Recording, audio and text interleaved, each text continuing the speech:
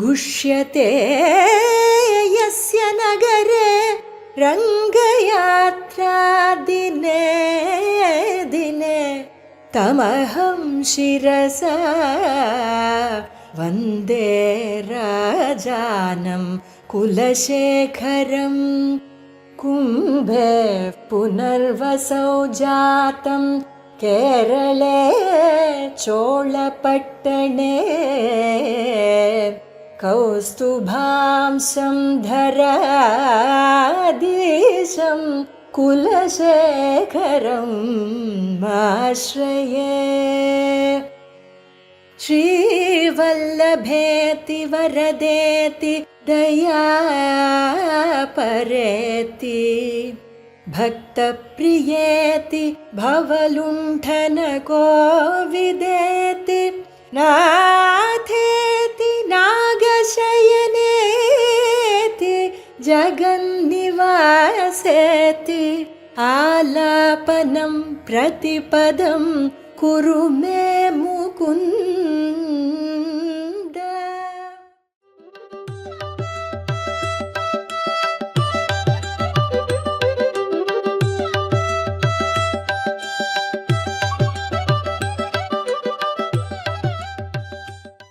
घुष्यते यस्य नगरे रंगयात्रा दिने दिने तमहं शिरसा वंदे राजानं कुलशेखरम। श्रीमद्वेदमार्ग प्रतिष्ठापनाचार्य उभय वेदांताचार्यराय பரமஹம்ச பரிவிராஜகாச்சாரியராய் எழுந்தருளியிருக்கும் ஸ்ரீ யதுகிரி யதிராஜ நாராயண ராமானுஜ ஜீயர் சுவாமியின் திருவடி தாமரைகளில் அடியனுடைய தண்டவத் பிரணாமங்களை சமர்ப்பித்துக் கொள்ளுகிறேன். சுவாமியினுடைய நியமனப்படி ஆழ்வார்களுடைய அருளிச் செயல்களின் பொருளை எளிமையாக ஒரு வருடத்துக்கு திவ்ய பிரபந்த தாரா என்கிற நிகழ்ச்சியின் மூலம் நாம் அனுபவித்து மகிழ்ந்தோம். அதைத் தொடர்ந்து ஸ்தோத்திரங்களினுடைய ஒரு வரிசையாக ஒரு தாரையாக அடுத்த தாரை துவங்கப்பட்டுள்ளது.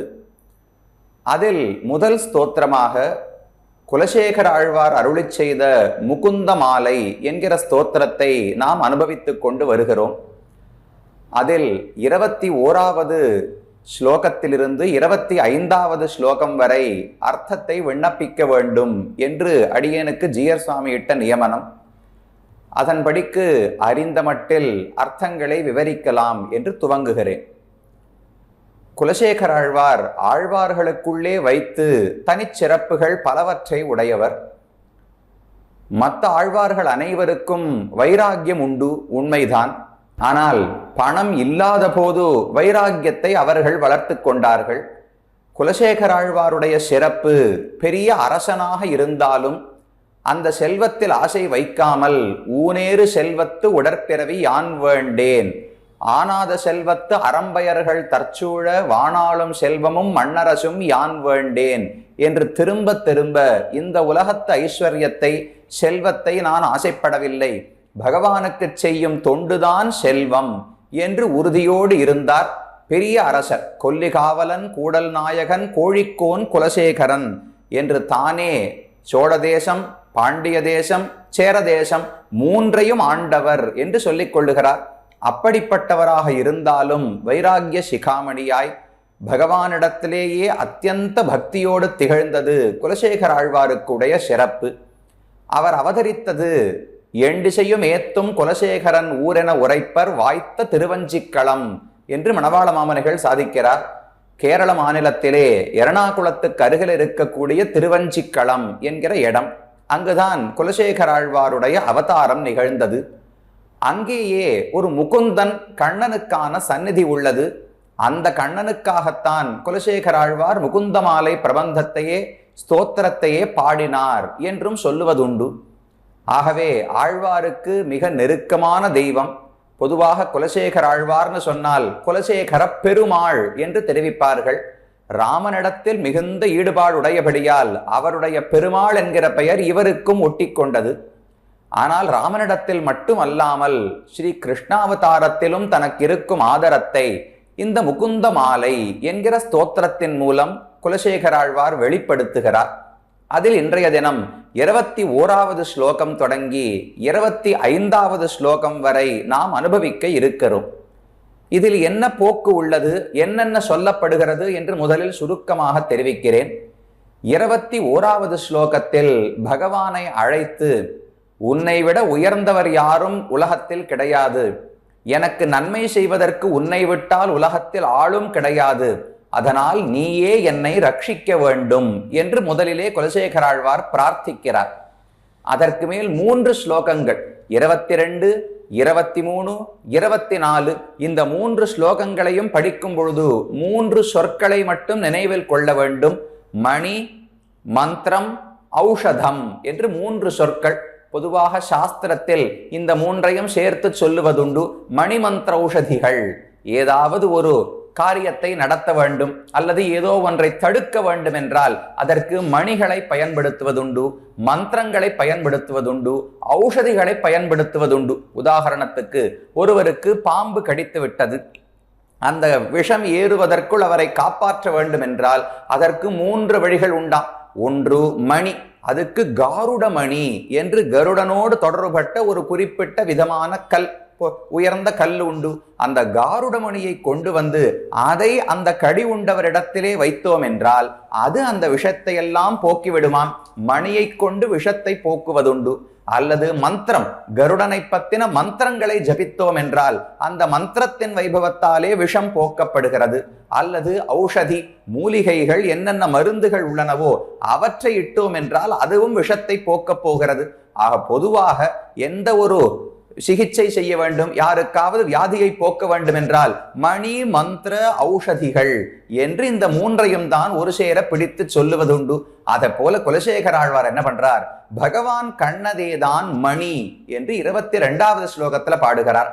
பகவான் தான் மந்திரம் என்று 23வது ஸ்லோகத்துல பாடுகிறார்.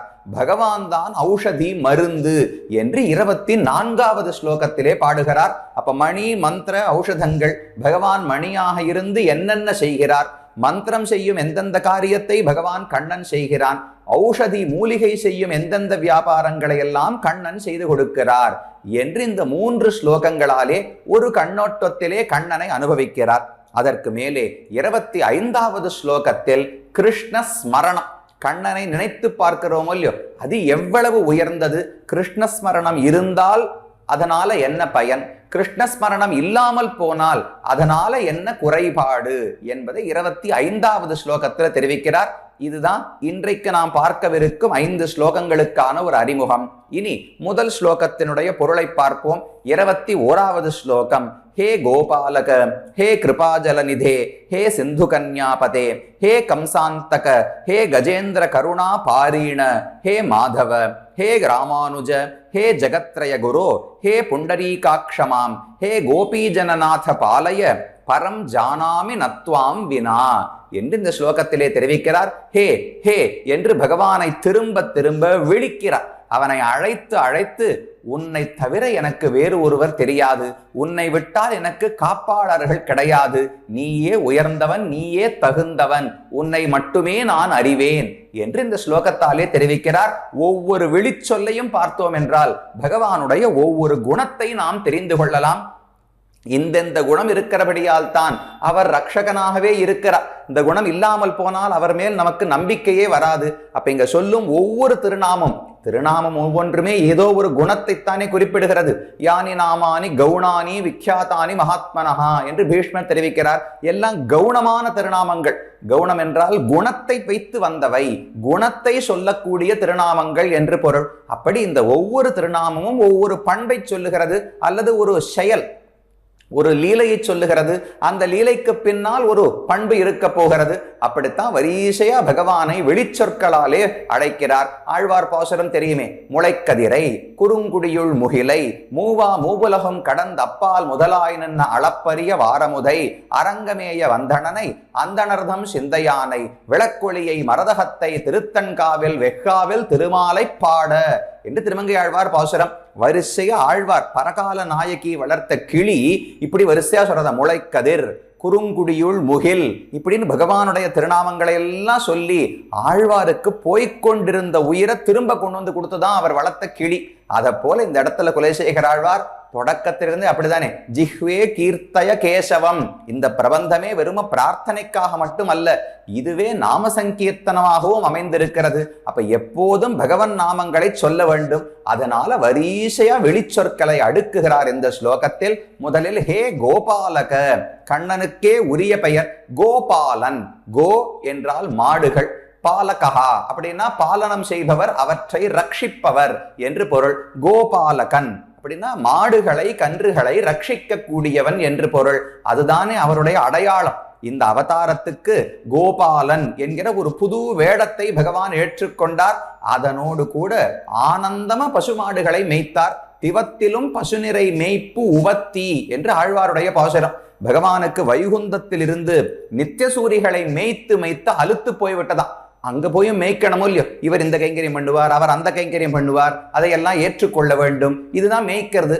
அவர்களை மேய்த்து மேய்த்து அலுத்து போய் அங்கிருந்து இங்க வந்து மாடு கன்றுகளை மேய்ப்பது ரொம்ப ஆனந்தமா பகவான் செய்தாராம். திவம், திவம்னா வைகுந்தம்னு அர்த்தம். வைகுந்தத்தில் இருப்பதை விட பசுநிறை மேய்ப்பு உவத்தி, உனக்கு பசுக்களை மேய்ப்பதுதான் பிடித்திருக்கிறது போலும் என்று தெரிவிக்கிறார் ஆழ்வார். அது பகவானுடைய கோபால வேஷம். ரொம்ப அழகான மனோகரமான திவ்ய ரூபம்னு தெரிவிக்கிறார்கள். பகவானுடைய கோபாலனான வேஷத்தை பார்த்தால் அப்படியே மனதை கவர்ந்து விடுவான். கூறத்தாழ்வான் தெரிவிக்கிறார், அம்போத நீலம் அரவிந்த தலாயதாட்சம் பிஞ்சாவதம்சம் உரரீகிருத வேணுபாணிம் துவாம் கோபவேஷ பரிகிர்மித காயகாந்திம் தன்யாஸ்ததா தத்ருஷுஹு உன்மதித அன்யபாவாக. யாரெல்லாம் பகவானுடைய கோபாலனான வேஷம், அந்த ஒரு அலங்காரம் இருக்கும் இல்லையோ, இன்னைக்கு சேவிக்கலாம். மன்னார்குடிக்கு போனோம்னால் ராஜகோபால சுவாமிக்கு இடையன போலவே வேஷம் சாத்துகிறார்கள் அல்லவா. ஒரே வஸ்திரம், அவருக்கு அந்த ஒரே வஸ்திரத்தை இடுப்பில் சுத்தி அதையே எடுத்து தலையிலே சுத்தி இருப்பார்கள். கையில ஒரு பக்கம் சாட்டையை பிடிச்சிட்டு இருப்பார், இன்னொரு கையை ஒரு இடையன் தோளிலே வைத்துக் கொண்டிருப்பார். அப்படியே கோபாலனையே சேவிப்பது போல் இருக்கிறது. அம்போத நீலம், மேகத்தை போல நீளமான கருப்பான வடிவத்தில் இருக்கிறார். அரவிந்த தலாயதாட்சம், மேகத்துல தாமரை பூத்திருக்கு. குளத்துல தாமரை பூத்து பார்த்திருக்கோம், மேகத்துல தாமரை பூத்தது போல கண்கள் இருக்கின்றனவாம். பிஞ்சாவதம்சம், அழகிய மயில் பீலியை தலையிலே சூடி இருக்கிறார். உரரீகிருத வேணுபாணிம், கையில் அழகான புல்லாங்குழலை வைத்துக் கொண்டு இசைத்துக் கொண்டே செல்லுகிறார். துவாம் கோபவேஷ பரிகர்மித காய காந்திம், இந்த கோபால வேஷத்தை கண்ணன் இட்டுக்கொண்டாரே, போட்டுண்ட உடனேதான் அவருடைய காயம், அவருடைய உருவம், திருமேனிக்கு காந்தி வந்ததா. முன்னுமே பகவானுக்கு எப்போதுமே காந்தி உண்டு. அவருடைய திருமேனிக்கு இருக்கிற ஒளி சூரிய சந்திரர்களுக்கு கூட கிடையாதுன்னு உபனிஷத் தெரிவிக்கிறது. ஆனா குரத்தாழ்வான் சொல்லுவது, வைகுந்தலத்தில் இருக்கும்போது சுமாரா ஒளி இருந்தது. எப்ப இந்த ஊருக்கு வந்து கோபாலனாக வேஷமிட்டு கொண்டானோ அப்பதான் பகவானுடைய உடலிலே திருமேனியிலே காந்தி பெருகியது. அப்படிப்பட்ட ஒளியை தன்யாஸ்ததா தத்ருஷுஹு, யாரோ சிலர் பாக்யசாலிகள், தாங்கள் புண்ணியம் செய்தவர்கள் மட்டும்தான் அந்த வடிவத்தை பார்க்கும் ஒரு பாக்கியத்தை பெற்றார்கள் என்று கூறத்தாழ்வான் கொண்டாடுகிறார். அப்ப கண்ணன்னு சொன்னாலே அடையாளம் கோபாலன். பகவான் மாடுகளை கூட ரட்சிப்பேன். என்ன தாத்பரியம்னால், அவர் நம்மை ரட்சிக்க வரும் பொழுது மாடு தடுக்கவே தடுக்காது. பாருங்க, நம்மிடத்தில் இருக்கிற ஒரே தவறு அதுதான். பகவான் கை கொடுக்க வந்தாலும் வேண்டாம் என்று சொல்லிவிடுகிறோம். மாடு வேண்டாம் என்று சொல்லவில்லை. அதனால ஆனந்தமா பகவான் மாடு மேய்ப்பதற்கு வந்தார். அதைத்தான் கோபாலக, முதல் விழிச்சொல் கண்ணனுக்கான ஒரு சொல்லை இட்டார். ஹே கோபாலக, ஹே கிருபாஜல நிதே. இதுக்கு மூலம் என்ன சுவாமி, இவர் ஏன் இப்படி வந்து மாடு கன்றுகளை மேய்த்துக் கொண்டு இடையனாக பிறந்தார் என்றால் என்ன பண்றது, உள்ளுக்குள்ள இருக்கிற கருணை போட்டு ஆட்டி வைக்கிறது. நம்மை பாப புண்ணியங்கள் ஆட்டி வைக்கின்றன. இப்படி பண்ணு, அப்படி பண்ணு, இப்படி நடந்துக்கோ, இப்படி பண்ணுன்னு. பகவானை கருணை என்கிற குணம் இருக்கிறதே, அது போட்டு ஆட்டி வைக்குமா. வைகுந்தத்தில் இருக்க விடுவது கிடையாது. போ, திரும்ப திரும்ப பிறக்க வேண்டும் பிறக்க வேண்டும்னு கருணைதான் பகவானுக்கு தூண்டுகிறது. மீனாய் அமையுமாய் நரசிங்கமுமாய் குரலாய் காரான் ஏனமுமாய் கற்கியாம் இன்னம் கார்வண்ணனே என்று ஆழ்வார் பாசுரம். எத்தனை அவதாரங்கள் எடுத்தாலும் பகவானுடைய திருமேனில் இருக்கிற கருப்பு குறையவே இல்லையா. அது ஏன் மாறும் என்றால், கருமை என்பது உள்ளுக்குள்ள இருக்கிற கருணையினுடைய வெளிப்பாடு. உள்ளுக்குள்ள கருணை நிறைய இருந்தா திருமேனி கருப்பா இருக்குமா. உள்ளுக்குள்ள அடியே நம்மளை பத்தி இன்னைக்கு கருப்பா இருக்கிறவா வெளுப்பா இருக்கிறவாளை சொல்லி நினைக்க வேண்டாம். கண்ணனுக்கு இருக்க, மேகத்துக்கு இருக்கோ இல்லையோ, மேகத்துக்கு எப்ப மழை பொழிவதற்கான நீர் தன்னிடம் இருக்கிறதோ அப்ப கருப்பா இருக்கு. மழையெல்லாம் கொட்டி முடிச்சாச்சுன்னா வெளுத்து போயிடுறது. அப்ப கருணை கிடையாது. அப்ப கருணை இருந்தா கருப்பு, கருணை இல்லாட்டா வெளுப்பு. அத போல பகவானுக்கு இந்த அவதாரத்துக்கெல்லாம் மூல காரணம் என்ன? அவருடைய கருணை என்கிற குணம். அதத்தான் கிருபா ஜல நிதி, கருணையினுடைய கடலாக இருக்கிறார். அருள்மா கடல் ஆழ்வார் பாடுறார். சிறுபுலியூர்ல பகவான் சயனித்திருக்கிறாரே, சிறுபுலியூர் சலசயனத்து அருமா கடல் அமுதே உனதடியே சரணாமே. அருள் மா கடல், கிருபா சமுத்திர பெருமாள்னு பெயர். கருணையே ஒரு கடல், ஜலக்கடல். நாம பாக்கிறோம், கடற்கரைக்கு போனோம்னா பகவான் கருணை கடலாம். அந்த கருணை நிறைந்து இருக்கிறபடியால் தான் கோபாலனாக பிறந்தார். அப்ப முதல்ல கோபாலன் அவதாரத்தை சொன்னார். அவதாரத்துக்கு மூலம் என்ன? பாப புண்ணியத்தால் நம்மை போல் பிறக்கவில்லை, கருணையால பிறக்கிறார். அத கிருபாஜல நிதே என்று தெரிவித்தார். கிருபை என்றால் ஒருவர் துக்கப்படுவதை பார்த்து அதை போக்கும் எண்ணம், அதை பொறுக்க முடியாமல் தானும் வருத்தப்பட்டு அதை போக்க வேண்டும்னு எண்ணம் வருகிறதே, அதைத்தான் கருணைன்னு சொல்லுவார்கள். ஆனா சுயநலம் இல்லாமல் இருக்க வேண்டும். சுவார்த்த நிரபேட்ச பரதுக்க அசகிஷ்ணுத்துவம்னு தெரிவிப்பதுண்டு. தனக்கு ஒரு நலனை எதிர்பார்க்க கூடாது. தன்னலம் இல்லாமல் வேறு ஒருவர் துன்பத்தை பார்த்து இறங்கி உதவுவதுதான் கிருபைன்னு சொல்லப்படுகிறது. அப்படிப்பட்ட கருணை என்கிற ஜலத்தை கொள்ளும் நிதியாக, கடலாக பகவான் இருக்கிறார். கிருபாஜல நிதே. சரி, இவ்வளவு கருணை எப்படி அவரிடத்துல வந்தது? தானா இயற்கையா இருக்கா, இல்ல யாராவது வந்து சேர்த்தார்களா என்றால் அடுத்து சொன்னார், ஹே சிந்து கன்யாபதே, தானாவே கருணை உண்டு. ஆனா அந்த கருணை மறைந்து இருக்குமா. தேவ்யா காருண்ய ரூபயா ரக்ஷ்மியா சக என்று புராணங்கள் தெரிவிக்கின்றன. பகவான் தான் ரக்ஷகர், அதுல எந்த சந்தேகமும் வேண்டாம். அவர்தான் படைக்கிறார், அவர்தான் காக்கிறார், அவர்தான் அழிக்கிறார், அவர்தான் மோட்சம் கொடுக்கிறார், அவர்தான் சேஷி, எல்லாம் அவர்தான். ஆனால் அவர் ரட்சிக்கும் பொழுது அவருடைய கருணையை தூண்டுவதற்கு பிராட்டி அருகிலே இருக்க வேண்டுமா. லக்ஷ்மியா சக ரிஷிகேஷா தேவ்யா காருண்ய ரூபயா ரக்ஷகா என்று புராணம் கூறுகிறது. அப்ப காருண்யத்தை தூண்டுபவள் பெருமானிடத்துல காருண்யத்தை உண்டாக்க தேவை கிடையாது, எப்பவுமே கருணை உண்டு. ஆனால் அதை தூண்டிவிட வேண்டும் அல்லவா. அப்ப இவ்வளவு கருணை அவரிடத்துல வெளிப்படுவதற்கு காரணம் சிந்து கன்யா பதே. சிந்து கன்யான்னு பிராட்டிக்கு திருநாமம். பார்க்கடலை கடையும் போது கடலிலிருந்து பிறந்தாள் அல்லவா, கடல் மகள் அப்படின்னு சொல்லலாம். சிந்து கன்யா என்று சம்ஸ்கிருதத்திலே தெரிவிக்கிறார். சிந்து கன்யா பதி.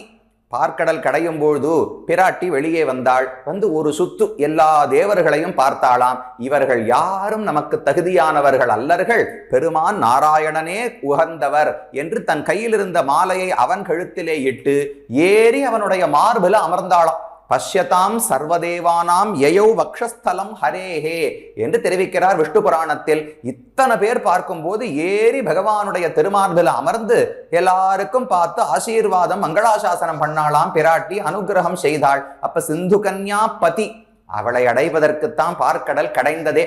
தேவர்களுக்கு அமுதம் கொடுப்பது என்பது சாக்கு. உண்மையில் அமுதில் வரும் பெண்ணமதுண்ட எம்பெம்மான், அந்த மகாலட்சுமி தாயாரை தான் அடைவதற்காகத்தான் அமிர்த மதனம் பண்ணார். அப்ப முதல்ல அவதாரம் கோபாலன். அதுக்கு காரணம் கருணை கடலா இருக்கிறார். அந்த கருணைக்கு தூண்டுபவர் யார்? சிந்து கன்யாபதே. பிராட்டிக்கு கேள்வனாக இருப்பதால் தான் இவ்வளவு கருணை வெளிப்படுகிறது என்று தெரிவித்தார். அதுக்கு மேல ஹே கம்சாந்தக, ஹே கஜேந்திர கருணா பாரீண, ஹே மாதவ. பகவான் அவதாரத்துல பண்ற ரெண்டு காரியங்களை சொன்னார். ஒன்னு தீயவர்களை அழிப்பது. ஹே கம்சாந்தக. கம்சன் என்றால் நம்மிடத்துல இருக்கக்கூடிய அகங்காரத்தின் வடிவம்னு வச்சுக்கணும். சாதாரண ஒரு கம்சனை போக்கினால் நமக்கு என்ன? நம்மிடத்தில் இருக்கும் அகங்காரம் அதை போலத்தானே இருக்கிறது. அதை அழிக்கும் வல்லமை படைத்தவர் ஹே கம்சாந்தக என்று கம்சனை கொன்னது துஷ்ட நிரசனம், தீயவர்களை அழித்தது. வாறுகடா வருவி ஆனமாமலையின் மறுப்பினை குவடிரு தொருட்டி ஊர்கொள் தின்பாகன் உயிர் செகுத்து அரங்கின் மல்லரை செத்து சூழ்பரன் மேல் போருகடா வசுரர் புறக்கிட மாடமீமிசை கஞ்சனை தகர்த்த சீர்கொள் சித்தாயன் திருச்செங்குன்னூரில் திருச்சித்தாரெங்கள் செல்சார்வே என்று ரொம்ப அழகா ஆழ்வார் வர்ணிக்கிறார். முதல்ல குவலையாபீடம்னு யானை வந்துதான், அதனுடைய தந்தத்தையும் முறித்து யானையும் கொன்றான். அடுத்து பாகன் ஓடி வந்தான், அவனையும் செற்றான் கண்ணன். அப்புறம் மல்லர்கள் வந்தார்கள், முஷ்டிகஞ்சானூரன் தோசரன், அவர்களையும் கொன்றொழித்தான். மாடமீமிசை பெரிய மாடிக்கு மேல மாடத்திலே அமர்ந்திருந்தான் கம்சன். கண்ணன் வர வேகத்தை பார்த்து சுத்தி இருந்த அரசர்கள் எல்லாம் நம்மால ரட்சிக்க முடியாதுன்னு ஓடத் தொடங்கி விட்டார்கள். கம்சனை பிடித்து கீழே தள்ளி கொன்று விட்டார் பகவான். அப்படி கம்சாந்தகன், அந்தகன்னா அவரை கொன்றவர், அவருக்கு மிருத்யுவாக இருந்தவர். அப்படி கம்சனை அழித்தது போல் நம்முடைய அகங்காரம் முதலான தீய எண்ணங்களையும் அவர்தான் அழிக்க வேண்டும். ஹே கம்சாந்தக. உடனே அடுத்தது ஹே கஜேந்திர கருணா பாரீண. தீயவர்கள் அழித்தால் மட்டும் போருமா, நல்லவர்களுக்கு அருள் புரிய வேண்டுமே.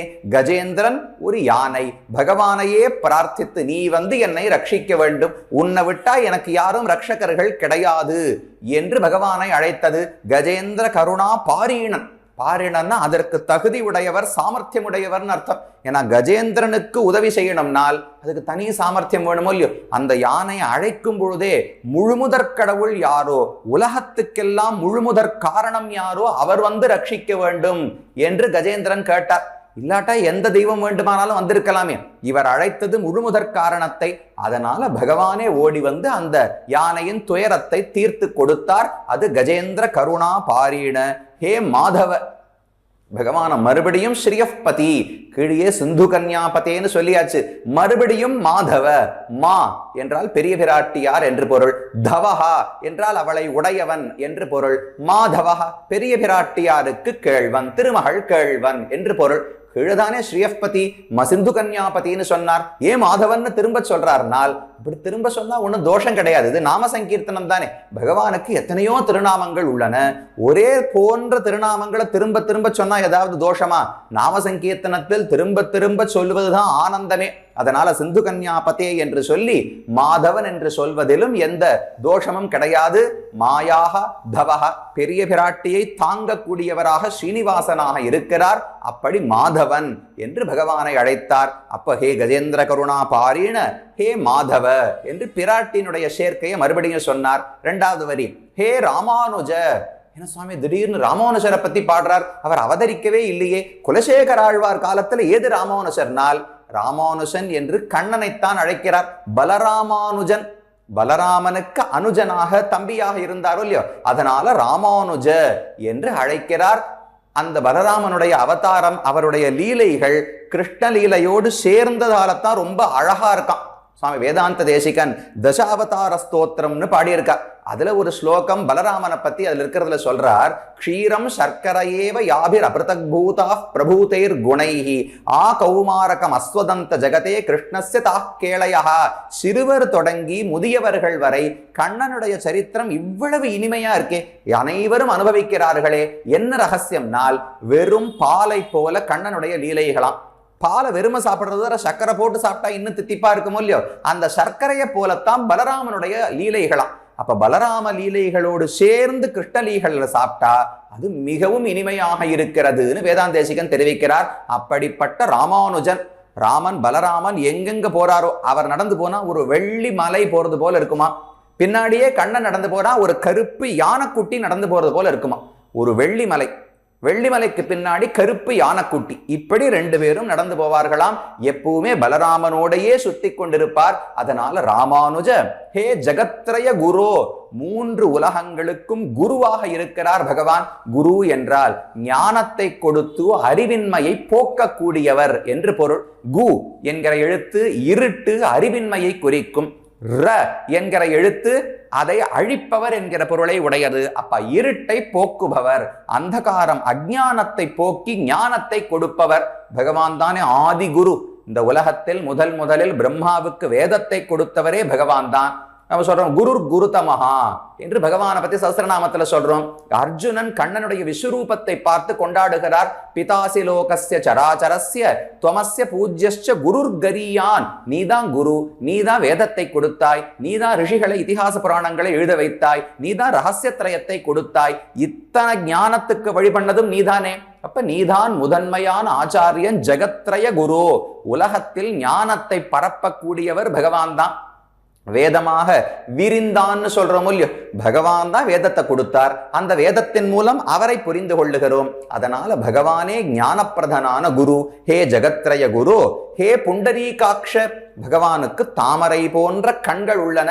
அக்ஷி என்றால் கண் என்று பொருள். புண்டரீகம் தாமரை, தாமரை போன்ற அழகான சிவந்த பரந்த மலர்ந்த வட்டமான கண்களை பகவான் உடையவர். அதனால கண்ணனை புண்டரீகாக்ஷன் என்று அழைக்கிறார். பல இடங்கள்ல மகாபாரதத்திலே உண்டு. கிமர்த்தம் புண்டரீகாக்ஷ புக்தம் விஷலபோஜனம். துரியோதனன் கண்ணனை பார்த்து கோபத்தோடு பேசும்போது தாமரை கண்ணனே ஏன் இப்படி செய்தாய்னு வெய்து பேசுகிறார். கோபத்தோடு பேசும்போது தப்பான வார்த்தை தானே வரணும். தாமரை கண்ணன் யாரானு கொண்டாடுவார்களான்னா நிஜமா இருக்கு. கண்ணனை நேர பார்த்து கொண்டு துரியோதனன் பேசுகிறான். முகத்தை பார்த்தா தாமரை போல கண் இருக்கு. அப்ப என்ன மாத்தியா சொல்ல முடியும்? அதனால உள்ளதை உள்ளபடித்தான் துரியோதனன் கூட சொல்ல வேண்டும். அப்படி அழகான கண் பகவானுக்கு உண்டு. கரியவாகி புடைபறந்து மிளிர்ந்து செவ்வரி ஓடி நீண்டவ பெரியவாய கண்கள் என்னை பேதமை செய்தனவே என்று கண்ணனுடைய கண், திருவரங்கநாதன் கண்ணன் தான், அந்த கண்ணனுடைய கண் என்னை பிச்சேற்றுகிறது என்று திருப்பாணாழ்வார் சொல்றார். அப்படி அழகான கண் புண்டரீகாக்ஷ. இது ஒவ்வொன்றையும் கடைசியில எங்க சேர்க்கணும்? உன்னை தவிர எனக்கு ரட்சகர்கள் கிடையாது என்பதோடு சேர்க்க வேண்டும். கோபாலகன் மாடுகளை ரட்சித்தாயா? அப்ப கண்டிப்பா நானும் ஒப்புக்கொண்டால் ரட்சிப்பாய். கிருபாஜலநிதே கருணை இருக்கிறதா? கண்டிப்பா என்னையும் ரட்சிப்பாய். சிந்து கன்யாபதே கூட பிராட்டி இருக்கிறாளா? கண்டிப்பா என்னை கைவிட்டு விட மாட்டாய். கம்சாந்தகன் விரோதிகளை போக்கினாயா? என் விரோதிகளையும் போக்க வேண்டும். கஜேந்திர கருணாபாரேன கஜேந்திரனுக்கு ஓடோடி வந்தாயே. 2 வினாடி காலதாமதத்தை பொறுக்க முடியாமல் ஓடி வந்தாயே. எனக்கும் ஓடி வந்து ரட்சிக்க வேண்டும். ஹே மாதவ, பிராட்டி திருமேனியிலேயே இருக்கிறபடியால் விட்டு பிரியாமல் இருக்கிறாள்னு தெரிகிறது. ஹே ராமானுஜ, கூட புருஷகாரத்துக்கு பலராமனும் இருக்கார். கண்ணா இவனுக்கு அனுகிரகம் பண்ணுன்னு சொல்றதுக்கு பலராமன் இருக்கிறாரே. அப்ப எனக்கு என்ன கவலை? கண்டிப்பாக ரட்சிப்பாய். ஜெகத்ரய குரு, நீதான் ஞானத்தை கொடுத்தவன். அப்ப நீதான் ரட்சிக்கவும் செய்ய வேண்டும். ஞானம் கொடுப்பதுதானே ரட்சணத்துக்கான வழி. பகவான் என்ன எல்லாருக்கும் ஓடி வந்தா ரட்சிக்க முடியும்? ஞானத்தை கொடுப்பதன் மூலம் ரட்சிக்கிறார். புண்டரீகாக்ஷ, தாமரை போல கண் இருக்கே, இதை பார்த்துட்டே இருக்கலாம். இதை பார்த்துட்டே இருக்கும்போது என்னை ரட்சித்து விட வேண்டும். ரட்சிக்கும் போது நம்மை கஷ்டப்படுத்தி பகவான் காப்பது கிடையாது. தன்னுடைய கண்ணை காட்டினா அதை பார்த்து மயங்கி போய் நின்று போமோ இல்லையோ, அதுக்குள்ள நம்மளை ரட்சிச்சு வைகுந்தத்துக்கே அழைத்து போய் விடுகிறார். அதனால புண்டரீகாக்ஷ மாம் ஹே கோபி ஜனநாத பாலய. மாம் அப்படின்னா என்னை என்று பொருள். அதை மேல சேர்த்து பார்த்து கொள்ளலாம். ஹே கோபி ஜனநாத, கோபிகைகளுக்கெல்லாம் நாதனாக தலைவனாக இருக்கிறார். அவளுக்கு தாய் தந்தை கணவன் எல்லாருமே உண்டு. ஆனால் அவர்களையெல்லாம் விட்டு கண்ணன் உண்மையா கோகுலத்துல வெண்ணெய் தான் திருடினாரா இல்ல கோபிகைகள் மனதை திருடினாரான்னு தெரியாது. குரத்தாழ்வானே பாடுகிறார், கோபி மனாம்சி நவநீத முத அப்பியமோஷீஹி. நீ எதை திருடுவதற்காக போனாய்? உன்னுடைய விளையாட்டுகளை எல்லாம் பார்த்தா வெண்ணெய் மட்டும் குறிக்கோளாக தெரியவில்லை. கோபிகைகள் மனதை திருடுவதுதான் உன்னுடைய குறிக்கோள்னு தெரிவிக்கிறார். அப்படி கோபி ஜனங்களுக்கு நாதனாக இருக்கிறார். அப்படிப்பட்ட பகவானே மாம் பாலய, என்னை ரட்சிப்பாய். பாலனம்னா ரட்சிப்பது. என்னை நீதான் காக்க வேண்டும் என்று முதல்ல பிரார்த்தித்தார். சரி, ஏன் எங்கிட்ட கேட்கிறீர்? எத்தனையோ பேர் உலகத்துல காப்பாளர்கள் எல்லாம் இருக்காளே. என்னால் பரம் ஜானாமி நத்வாம் வினா, உனக்கு மேற்பட்டு உனக்கு வேறு உன்னை தவிர வேறு யாரையுமே எனக்கு தெரியாது. பரம் அப்படின்னா 2 அர்த்தங்கள் உண்டு. உன்னை விட உயர்ந்தவன் ஒரு அர்த்தம், உன்னை தவிர்ந்தவன் ஒரு அர்த்தம். ரெண்டுமே வச்சுக்கலாம். பகவானை விட உயர்ந்த ரட்சணனும் கிடையாது. ஏன்? பகவானை தவிர ரட்சகர்களே கிடையாது. வேற உலகத்துல யாருமே ரட்சகர்கள்னு நாம தவறாக நினைக்கலாமே தவிர ஈஸ்வரனை ஒழிந்தவர் ரட்சகர் அல்லர் என்று பிள்ளை உலகாரியன் தெரிவிக்கிறார். அப்ப பகவான் தான் ரட்சகன். அவனை தவிர பரம் ஜானாமி நத்வாம் வினா, உன்னை தவிர என்னை ரட்சிக்க வல்லவன் யாருமே எனக்கு தெரியாது. களைவாய் துன்பம் களையாதொழிவாய் களைகண் மற்றிலேன் என்று ஆழ்வாருடைய பாசுரம். உன்னால் அல்லால் யாவராலும் ஒன்றும் குறை வேண்டேன். நீ வேணும்னா என்னை காப்பாத்து. நீ காப்பாத்தலையா? வேற யாரும் என்னை காப்பாற்ற வேண்டாம். நான் கஷ்டமே பட்டுக்கிறேன். கஷ்டப்பட்டாலும் படுவேனே தவிர உன்னை தவிர வேறு ஒருத்தர் என்னை ரட்சிக்க வேண்டாம் என்று ஆழ்வாருடைய சித்தாந்தம். அப்படி பாரதந்திரியத்தை இந்த ஸ்லோகத்திலே தெரிவிக்கிறார். ஹே கோபாலக மாம் பாலய பரம் ஜானாமி நத்வாம் வினா, உன்னை தவிர வேறு ரட்சகர்களே எனக்கு தெரியாது. அதனால் நீதான் என்ன ரட்சிக்க வேண்டும். ரட்சிப்பதற்கான எல்லா தகுதிகளும் உன்னிடத்தில் இருக்கின்றன. ஒவ்வொரு அடைமொழியால ஒவ்வொரு குணத்தை சொல்லிவிட்டார். இப்படிப்பட்டவன் இப்படிப்பட்டவன் இப்படிப்பட்டவனான நீ என்னை ரட்சிக்க வேண்டும் என்று 21வது ஸ்லோகத்தாலே பிரார்த்தித்தார். அடுத்து 22வது ஸ்லோகம் பகவானை ஒரு அழகான மணி என்று வைத்து பாடுகிறார். பக்தாபாய புஜங்க காருட மணிஹி திரைலோக்கிய ரக்ஷாமணிஹி கோபீலோச்சன சாதகாம்புத மணிஹி சௌந்தர்ய முத்ராமணிஹி யஹ் காந்தாமணி ருக்மிணி கனகுச்ச துவந்த்வைக பூஷாமணிஹி ஸ்ரேயோ தேவ சிகாமணிர் திசதுனோ கோபால சூடாமணிஹி என்று 22வது ஸ்லோகம். ஒரு மணி என்னென்ன காரியங்களை பண்ணி கொடுக்குமோ அதையும் அதற்கு மீதூர்ந்த காரியங்களையும் கிருஷ்ணனாகிற மணி செய்து கொடுக்கிறான். கடைசியில் முடிச்சிட்டார் கோபால சூடாமணிகி. சூடாமணினா கோபர்களுக்குள்ள மிக உயர்ந்தவர், தலைவர், சிறந்தவர் என்று பொருள். அப்ப கோபால சூடாமணி இடையர்களுக்கு தலைவன் தானே, ஆயர் குலத்தினில் தோன்றும் அணிவிளக்குன்னு ஆண்டாருடைய பாசுரம். அப்படிப்பட்ட கோபால சூடாமணியான கண்ணன் என்னென்ன மணியாக இருக்கிறார்னு தெரிவிக்கிறார். முதல்ல சொன்னார் பக்த அபாய புஜங்க காருடமணிஹி. பக்தர்களுக்கெல்லாம் அபாயம், ஏதோ ஒரு துன்பம், ஏதோ ஒரு இக்கட்டான நிலை வருகிறதோ இல்லையோ, அதையே ஒரு பாம்புன்னு உருவகப்படுத்திங்க. பக்தர்களுடைய துன்பம் தான் பாம்பு. அந்த பாம்பை ஓட்டணும்னா என்ன பண்ணணும்? காருடமணி, கருடனோடு தொடர்பட்ட ஒரு மணியை கொண்டு வந்து அதை வச்சோம்னால் அது அந்த விஷத்தை போக்கி கொடுக்கும், பாம்பையே ஓட்டிவிடும் அல்லவா. அப்ப பக்தர்களுக்கு துன்பத்தை போக்குவதற்கு மணியாக யார் இருக்கிறார்னால் கண்ணன் தான் அந்த மணியாக இருக்கிறார். அப்படிப்பட்ட சம்சாரம், நமக்கு இருக்கிற பெரிய துன்பம் என்ன? சம்சாரம் தான். அந்த சம்சாரம் என்பற துன்பத்தை போக்கும் மணிவண்ணன் பகவான் தானே. பல இடங்கள் ஆழ்வார்கள் மணிவண்ணன் மணிவண்ணன் அழைக்கிறார். மணியை போன்றவர். மணிக்கு 2 தன்மைகள் உண்டு. ஒண்ணு மிக உயர்ந்தது, விலை உயர்ந்ததா இருக்கும். 2வது சின்னதா இருக்கும். இதோ இந்த உத்திரியம் இருக்கு பாருங்க, உத்திரியத்தை எடுத்து இந்த முனையில ஒரு சின்ன முடிச்சு போட்டோம்னா மணி அதுக்குள்ள வச்சு எடுத்துன்னு போயிடலாம். அதுக்கு ஒன்றும் வண்டி வேண்டாம், பெரிய ரயில் வண்டி வேண்டாம், லாரி வேண்டாம், எதுவும் வேண்டாம். சின்னதா இருக்கும். எடுத்து முடிச்சுல ஒரு போட்டு உத்திரியத்துல வச்சு எடுத்துன்னு போயிடலாம். அப்ப எளிமையும் இருக்கு, பெருமை விலை மதிப்பற்றதாகவும் இருக்கிறது. அதை போல பகவானை மணின்னு சொன்னால் மிக உயர்ந்தவர், ஆனா பக்தர்களுக்கு மிகவும் அடிபணிந்தவர். அப்படி எடுத்துன்னு நாம கையில வச்சுன்னு போயிடலாம். அவ்வளவு எளிமையோடு இருக்கிறார். அதனால் தான் மணி மணி மணின்னு திரும்ப திரும்ப தெரிவிக்கிறார். பக்தாபாய புஜங்க காருடமணிகி. பக்தர்களுக்கு இருக்கும் துன்பமாகிற பாம்பை ஓட்டக்கூடிய காருடமணியாக பகவான் இருக்கிறார். துன்பங்கள் வரும் தீமை உன் அடியார்க்கு தீர்த்துன்னு சொல்றாளோ இல்லையா. 2 விஷயம். பகவான் தன் பக்தர்களுக்கு வரும் துன்பத்தை போக்கணும், எதிரிகளுக்கு துன்பத்தை கொடுக்கணும்னு ஆழ்வார் பிரார்த்திக்கிறார். செய்குந்தா வரும் தீமை உன் அடியார்க்கு தீர்த்து அசுரர்க்கு தீமைகள் செய் குந்தா என்று ஆழ்வார் பாசுரம். அப்ப பக்தர்களுடைய துன்பத்தை போக்கும் காருடமணியாக இருக்கிறார். திரைலோக்கிய ரக்ஷாமணிகி. திரைலோக்கியம் 3 உலகத்தில் இருப்பவர்களையும் ரட்சிக்க கூடிய மணி. ரக்ஷாமணினா ஒருத்தருக்கு ஏதோ ஒரு கஷ்டம் வருதுன்னா அந்த மணியை வச்சுட்டா கஷ்டம் எல்லாம் கவலைகள் எல்லாம் நீங்கிவிடும். அப்படி 3 உலகங்களையும் ரட்சிக்கும் மணி. 3 உலகம்னு சொன்னால் ஏதோ பூஹு புவஹா சுவஹான்னு அர்த்தம் வைத்துக் கொள்ள வேண்டாம். கிருத்தகம், அகிருத்தகம், கிருத்தகா கிருத்தகம் என்று இந்த 14 உலகங்களை 3ஆக பிரிப்பார்கள். நைமித்திக பிரளயம் என்று ஒன்று வரும்போது 10 உலகங்கள் பாதாளத்திலிருந்து ஆரம்பிச்சு ஸ்வர்கலோகம் வரை 10 உலகங்கள் அழிந்து போய்விடும் பிரம்மாவுக்கு இரவு பொழுது வரும்பொழுது. அடுத்தது மகா என்கிற உலகம் அழியாது, ஆனா யாருமே அதில் வாழ மாட்டார்கள். ஜனஹா தபஹா சத்தியம், இது 3 அப்படியே இருக்கும். அப்ப 14ஐ 10 1 3ன்னு பிரிச்சுக்கோங்க. 10 உலகங்கள் பிரம்மாவனுடைய இரவிலே அழிந்து விடுகின்றன. ஒரு உலகம் அழிவது கிடையாது, ஆனால் யாரும் வாழ்வதில்லை.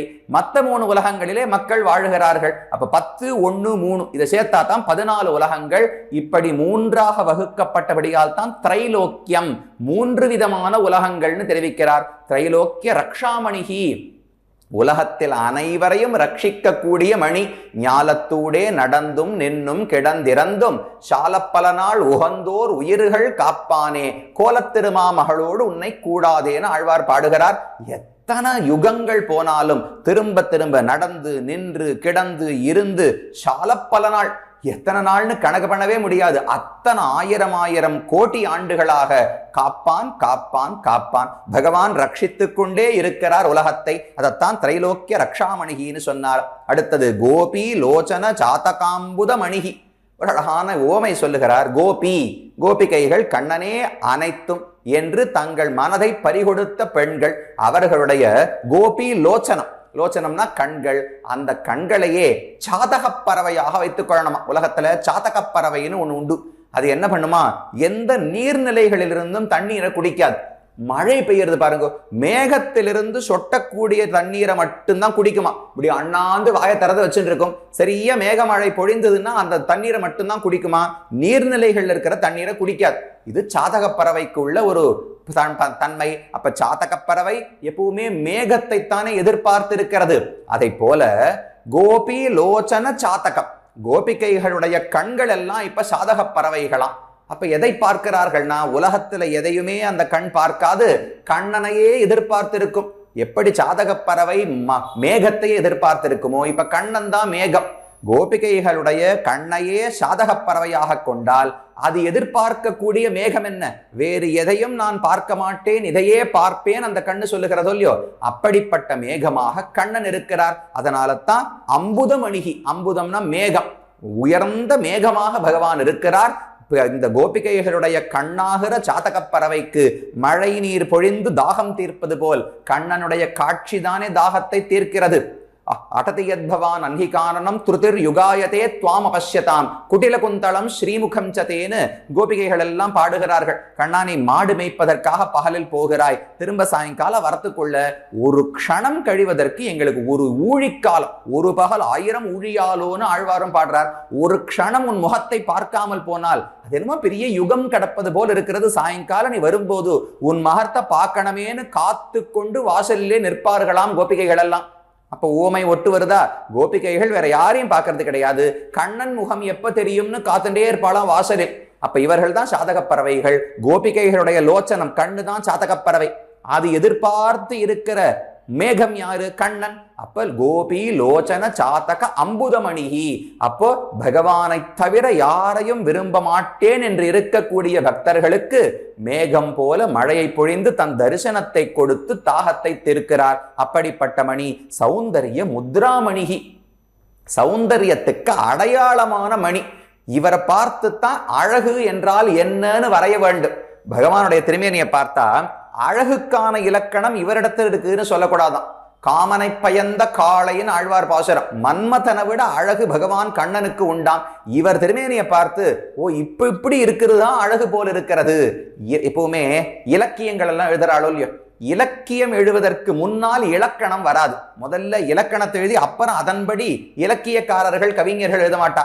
கவிஞர்கள் முதல்ல கவிதை எழுதிருவா, அப்புறம் அது சரிதான் அது சரிதான் இலக்கணக்காரர் அதை சரிப்படுத்த வேண்டும். அதை போல அழகு என்றால் இது கண்ணனிடத்தில் இருக்கிறதுன்னு சொல்லக்கூடாதான். சௌந்தரிய முத்ராமணிகி, சௌந்தரியம் அழகு என்றால் என்னன்னு இவர் தான் அடையாளம்.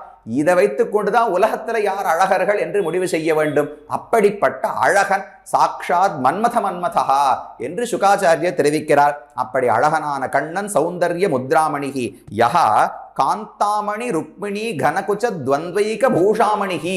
காந்தாமணி, கண்ணனை மட்டும் மணி மணின்னு சொன்னா போருமா, ருக்மிணி கோபித்துக் கொள்ள போகிறாள். காந்தா அப்படின்னா ஈர்க்கக்கூடியவள், கண்ணனுடைய மனைவி. காந்தா மணி, மனைவிகளுக்குள்ளே சிறந்தவளாக, நாரீணாம் உத்தமா வதூஹுன்னு சீதையை வால்மீகி சொல்றார். அத போல பெண்களுக்குள்ளேயே தலை சிறந்தவளாக ருக்மிணி பிராட்டி இருக்கிறாள். அவளை காந்தாமணி, மனைவிகளுக்குள்ளே சிறந்தவள் காந்தாமணி. அவளுடைய காந்தாமணி ருக்மிணி கன குச்ச துவந்த்வைக பூஷாமணிகி, அவருடைய மார்பிலே சாத்தப்பட்ட ஒரு மணி ஆபரணத்தை போல் பகவான் ஒட்டி கொண்டிருப்பாராம். திருப்பாவிலையும் பாடுறாளோ இல்லையோ, நப்பின்னை கொங்கமேல் வைத்து கிடந்த மலர்மார்பா வாய் திறவாய். பிராட்டிய அணைச்சுன்னு பகவான் இருப்பாராம், பிரியறதுக்கு மனசே வராதாம். யான் யன்யானிச்ச யதாசுகம் விஹரதோ ரூபாணி சர்வாணி தானி ஆகுஸ்வைர் அனுரூப ரூப விபவைஹி காடோப கூடானிதே என்று ஆளவந்தார் தெரிவிக்கிறார். பகவான் எத்தனை வடிவங்களை எடுத்துக்கொண்டாலும் விடாமல் பிராட்டியும் கூடவே போய் அவனை அணைத்து கொண்டே இருப்பாளாம். இப்ப பகவான் யாருன்னு சொன்னால் தனியா ஒரு வியக்தின்னு சொல்ல வேண்டாம், பிராட்டியினுடைய திருமார்பிலே அவள் அணிந்த ஒரு ஆபரணம், ஒரு மணி, அதுதான் கண்ணன் என்று தெரிவிக்கிறார் குலசேகர ஆழ்வார். கனகுச்ச துவந்த்வைக பூஷாமணிகி தேவசிகாமணிகி, தேவர்களுக்கெல்லாம் சிகாமணியாக, தலைவராக, தேவர்களுக்கும் தேவன். நமக்கெல்லாம் இந்திரன் சந்திரன் குபேரன்னா அண்ணாந்து பார்க்கிறோம், அவ்வளவு உயர்ந்தவர்களா, இவ்வளவு ஞானமா, இவ்வளவு சக்தியா, இவ்வளவு பெருமைகளான்னு. அந்த தேவர்கள் எல்லாம் கண்ணனை அண்ணாந்து பார்க்கிறார்கள். தேவர்க்கும் தேவாவோ என்று ஆழ்வாருடைய பாசுரம் இல்லையோ. அதனால தேவசிகாமணிகி, தேவர்களுக்கெல்லாம் தலைவனாக பகவான் இருக்கிறார். அப்படிப்பட்ட கோபால சூடாமணி நஹா ஸ்ரேயோ திசது, நஹா நமக்கு ஸ்ரேயஸ், நமக்கெல்லாம் நன்மைகளை கொடுக்கட்டும் என்று இந்த ஸ்லோகத்திலே பிரார்த்திக்கிறார். அப்ப எத்தனை விதமான மணி, கஷ்டங்களை போக்கக்கூடிய மணி, உலகத்தில் ரட்சிக்கக்கூடிய மணி, நமக்கு அவனுடைய தரிசனம், அவனுடைய காட்சியை கொடுத்து நம் தாகத்தை போக்கக்கூடிய மணி, அழகுக்கு இலக்கணமான மணி, ருக்மிணியினுடைய திருமார்பிலே அணைந்த மணி, தேவர்களுக்கு தலைவனான மணி, இடையர்களுக்குள் சிறந்தவர். கோபால சூடாமணிகின்னு சொல்ற மூலியம் எங்க இருக்கிற தேவர்களுக்கு தலைவனானவர் இடையர்களுக்குள்ள ஒருவனாக பிறந்து தலைவராகிவிட்டாரோ இல்லையோ. கண்ணனை பத்தி வேடிக்கையா சொல்லுவா, தலைவனுக்கு தொண்டர்களை விட ஆச்சாரம் அதிகமா இருக்கணுமோ இல்லையோ. தொண்டர்களே ஒரு கருத்தில் ஊன்றி இருந்தால் தலைவனுக்கு அதை விட ஊற்றம் அதிகமா இருக்கணும். இடையர்களுக்கு குளிக்கிற பழக்கமே கிடையாதான். வருஷத்துக்கு 2 நாள் தான், கார்த்திகையில் கார்த்திகை நாள், தை மாசப்பரப்பு, இந்த 2த்துக்கு மட்டும்தான் குளிப்பாளாம். கண்ணன் அவர்களுக்கு தலைவர் அல்லவா, அந்த நாளும் குளிக்க மாட்டாராம். வருஷம் முழுக்க குளிக்கிறதே கிடையாது. அப்படி இடையர்களுக்கு தலைவன். அவர்களோடு ஒன்றினால் உண்மையாகவே இவனும் ஒரு இடையன்தான் என்றே நினைக்க தோன்றும். பரமாத்மா எண்ணமே வராது. ஆனா தேவர்களுக்கெல்லாம் சிகாமணி. அப்படி பரத்வம் சௌலபியம், மேன்மை எளிமை இரண்டையும் உடைய பகவான் எனக்கு நமக்கு நன்மைகளை எல்லாம் வழங்கட்டும் என்று இந்த 22வது ஸ்லோகத்திலே பகவானை மணியாக வைத்து பாடினார். அடுத்து 23வது ஸ்லோகம் மந்திரம் மந்திரம் மந்திரம். பகவானே மந்திரம். மந்திரம்னா எழுத்து வடிவத்தில் இருக்க வேண்டாமா, சப்தமாக இருக்க வேண்டாமான்னா அப்படிலாம் தேவை கிடையாது. மந்தாரம் திராயத்தே இது மந்திரஹான்னு தெரிவிப்பார்கள். யாரெல்லாம் அதை நினைக்கிறார்களோ அவர்களை அது ரட்சிக்கணும். இப்படி இருந்தா அதுக்கு மந்திரம்னு பெயர். பாடியேன் ஏதோ ஒன்று நினைக்கிறேன், அது என்ன ரட்சிக்கிறதுனா அதை மந்திரம்னு சொல்லிடலாம். மந்தா, நான் தானே நினைப்பவன். நினைப்பவனை எது ரட்சிக்கிறதோ, தன்னை நினைப்பவனை எது ரட்சிக்கிறதோ அதற்கு மந்திரம்னு பெயர். ஆழ்வார் பாடுறார், மந்திரத்தை மந்திரத்தால் மறவாது என்னும் வாழ்தியேல். திருமந்திரம் அஷ்டாட்சர மந்திரத்தை கொண்டு பகவானை அறிய வேண்டும். பகவானையும் மந்திரம்னு சொல்றார். அதை கொண்டு அதே போல இந்த இடத்துல குலசேகர ஆழ்வார் கண்ணனையே மந்திரம் மந்திரம் மந்திரம் மந்திரம் மந்தாரம் திராயத்தே. தன்னை நினைப்பவர்களை பகவான் ரட்சிக்கலையா? பாண்டவர்கள் சின்ன சின்ன விஷயத்துக்கு கண்ணன் இருந்தா வசதியா இருக்குமே நினைச்சா உடனே ஓடி போயிடுவார். துவாரகையிலிருந்து கிளம்பி இந்திரபிரஸ்தத்துக்கு ஓடிடுவார், காட்டுக்கு ஓடிவிடுவார், விராட்ட நகரத்துக்கு ஓடுவார். எங்கெல்லாம் அவர்கள் இருக்கிறார்களோ ஓடி ஓடி பகவான் ரட்சித்தான். நினைத்தால் போரும், நினைத்த உடனே எண்ணிலும் வரும்னு ஆழ்வார் பாடுறாரோ இல்லையோ. பகவான் நினைச்சால் போரும், ஓடி வந்து விடுகிறார். இப்ப மந்தாரம் திராயத்தே, தன்னை நினைப்பவர்களை பகவான் ரட்சித்து விடுகிறார். அதனால கண்ணனே தான் மந்திரம்னு தெரிவிக்கிறார். என்னென்ன பண்ணுவார்? சத்ருச்சேதைக மந்திரம், சகலம் உபனிஷத் வாக்கிய சம்பூஜ்ய மந்திரம், சம்சாரோத்தார மந்திரம், சமுபசித தமஹ் சங்க நிர்யாண மந்திரம், சர்வைஸ்வர்யைக மந்திரம், வியசன புஜக சந்தஷ்ட சந்திராண மந்திரம், ஜிஹ்வே ஸ்ரீ கிருஷ்ண மந்திரம், ஜப ஜப சததம் ஜன்ம சாபல்ய மந்திரம். வரிசையா என்னென்ன விதமான மந்திரம்னு சொல்றார். முதல்ல சத்ரு சேதைக மந்திரம்.